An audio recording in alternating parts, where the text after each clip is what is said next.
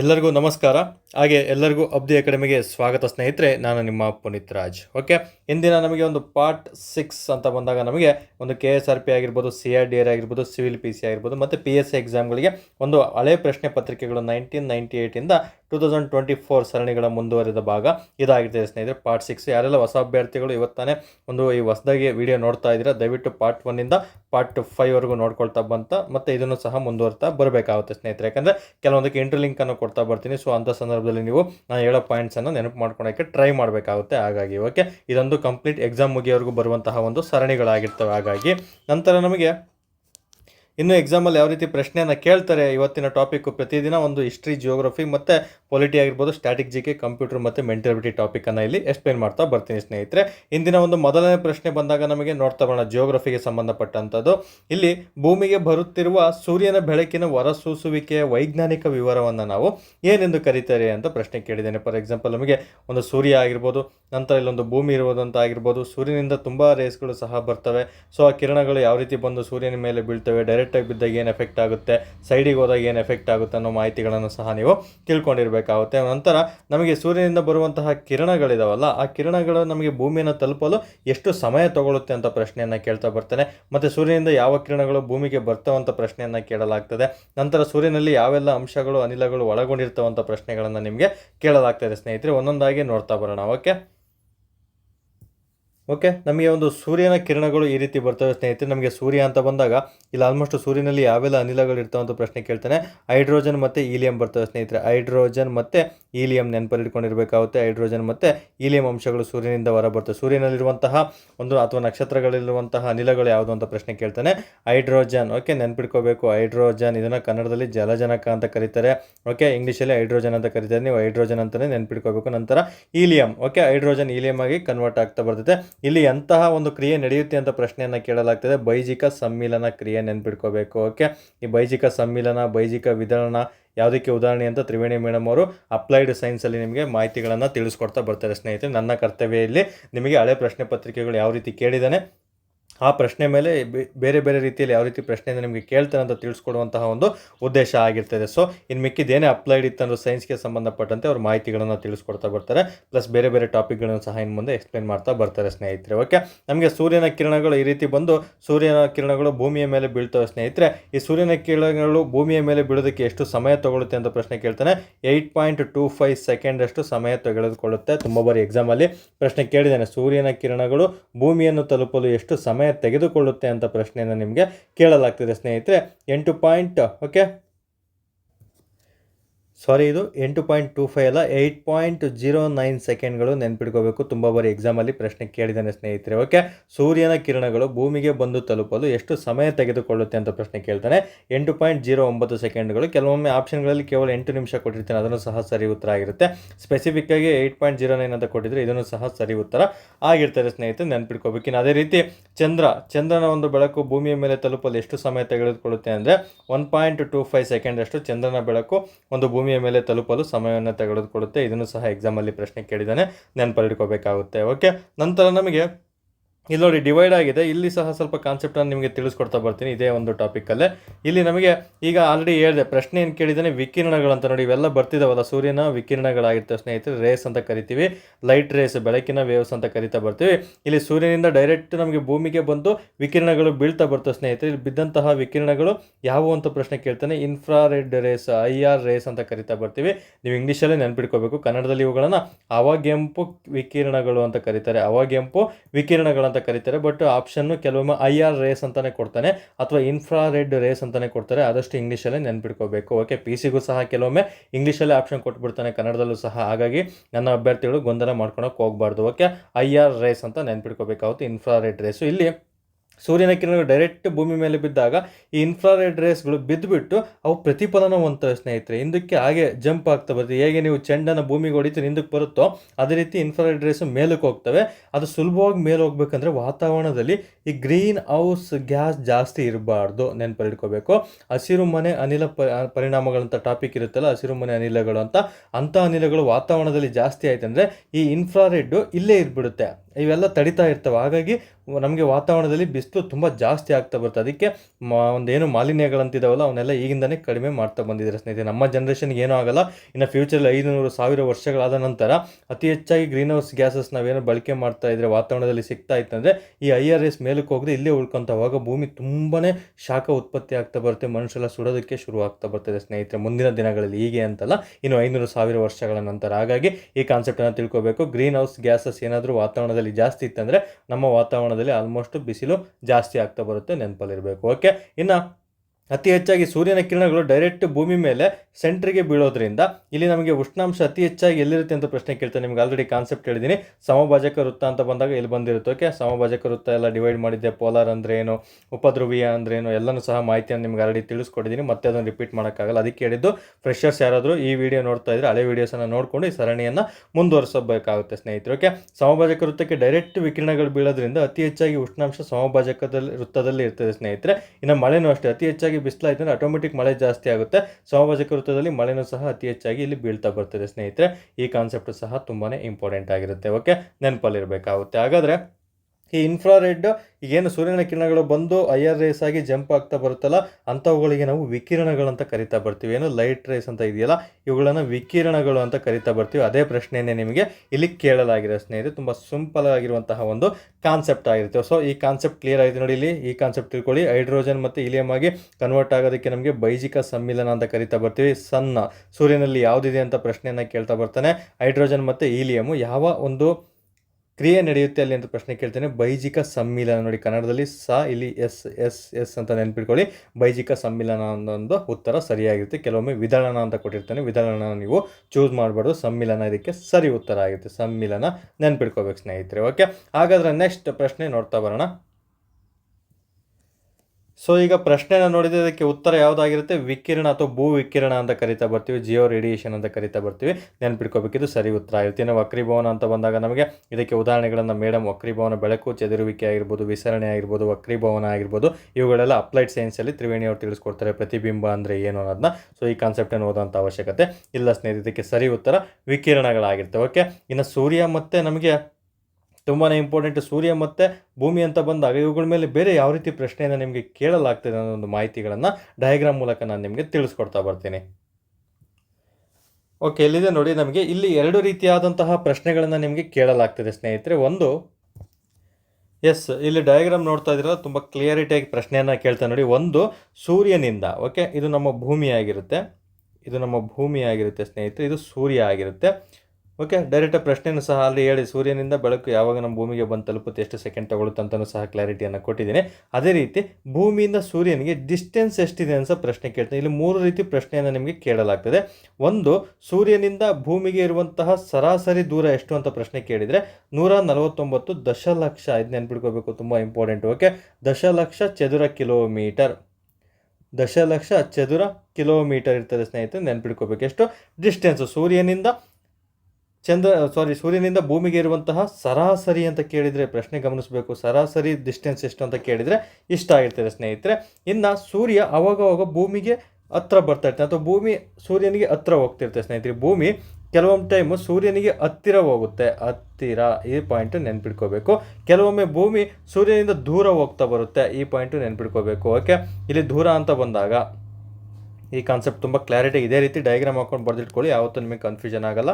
ನಾವು ಓದ್ಬೇಕಾದ್ರೆ ಇದೇ ರೀತಿಯೇ ಓದ್ತಾ ಇದ್ವಿ. ನಮ್ಮ ಕೈಯಲ್ಲೇ ಬರ್ಕೊಂಡು ಹೇಳ್ತಾ ಇದ್ದೆ. ಇಲ್ಲಿ ಡಿಜಿಟಲಾಗಿ ನಿಮಗೆ ತಿಳಿಸ್ಕೊಡ್ತಾ ಇದ್ದೀನಿ ಸ್ನೇಹಿತರೆ. ಓಕೆ, ನಂತರ ಕೆಲವೊಮ್ಮೆ ಭೂಮಿ ಸೂರ್ಯನಿಗೆ ಹತ್ತಿರ ಬರ್ತದೆ ಸ್ನೇಹಿತರೆ. ಆ ಸೂರ್ಯನಿಗೆ ಹತ್ತಿರ ಬಂದಾಗ ಯಾವ ದಿನಾಂಕದಂದು ಭೂಮಿ ಸೂರ್ಯನಿಗೆ ಹತ್ತಿರ ಬರುತ್ತೆ ಅಂತ ಪ್ರಶ್ನೆ ಕೇಳ್ತಾನೆ. ಜನವರಿ 3ರಂದು ನೆನ್ಪಿಟ್ಕೋಬೇಕು. ಅದೇ ಥರ ಯಾವ ರೀತಿ ಸೂರ್ಯನಿಂದ ಭೂಮಿ ದೂರ ಇರ್ತಾನೆ ಅಂತ ಪ್ರಶ್ನೆ ಕೇಳ್ತಾನೆ. ಜುಲೈ 4 ಅನ್ನೋದನ್ನ ನೆನ್ಪಿಟ್ಕೊಂಡಿರ್ಬೇಕಾಗುತ್ತೆ. ಈ ಪ್ರಶ್ನೆನೂ ಸಹ ಕೇಳಿದರೆ ನೋಡಿ, ಇಲ್ಲೇ ನಿಮಗೆ 10 ಪ್ರಶ್ನೆಗಳನ್ನು ಕೊಡ್ತೀನಿ. ಅವೇ ಪ್ರಶ್ನೆಗಳೇ ಎಕ್ಸಾಮಲ್ಲಿ ನಿಮಗೆ ಕೇಳ್ತಾ ಬರ್ತಾನೆ ಸ್ನೇಹಿತರೆ. ತುಂಬ ಕೇರ್ಫುಲ್ಲಾಗಿ ಓದ್ಕೊಳ್ಳಿ. ಓಕೆ, ಹಾಗಾದರೆ ಭೂಮಿಯಿಂದ ಸೂರ್ಯನಿಗೆ ಸರಾಸರಿ ದೂರ ಡಿಸ್ಟೆನ್ಸ್ ಎಷ್ಟಿದೆ ಅಂತ ಕೇಳಿದರೆ 149 ದಶಲಕ್ಷ ಕಿಲೋಮೀಟರ್ ಅಂತ ಹೇಳಿದ್ವಿ. ಅದೇ ರೀತಿ ಭೂಮಿ ಸೂರ್ಯನಿಗೆ ಹತ್ತಿರ ಹೋದಾಗ ಎಷ್ಟು ಕಿಲೋಮೀಟರ್ ಹತ್ರ ಹೋಗ್ತಾನೆ ಅಂತ ಪ್ರಶ್ನೆ ಕೇಳ್ತಾನೆ. 147 ದಶಲಕ್ಷ ಕಿಲೋಮೀಟರ್.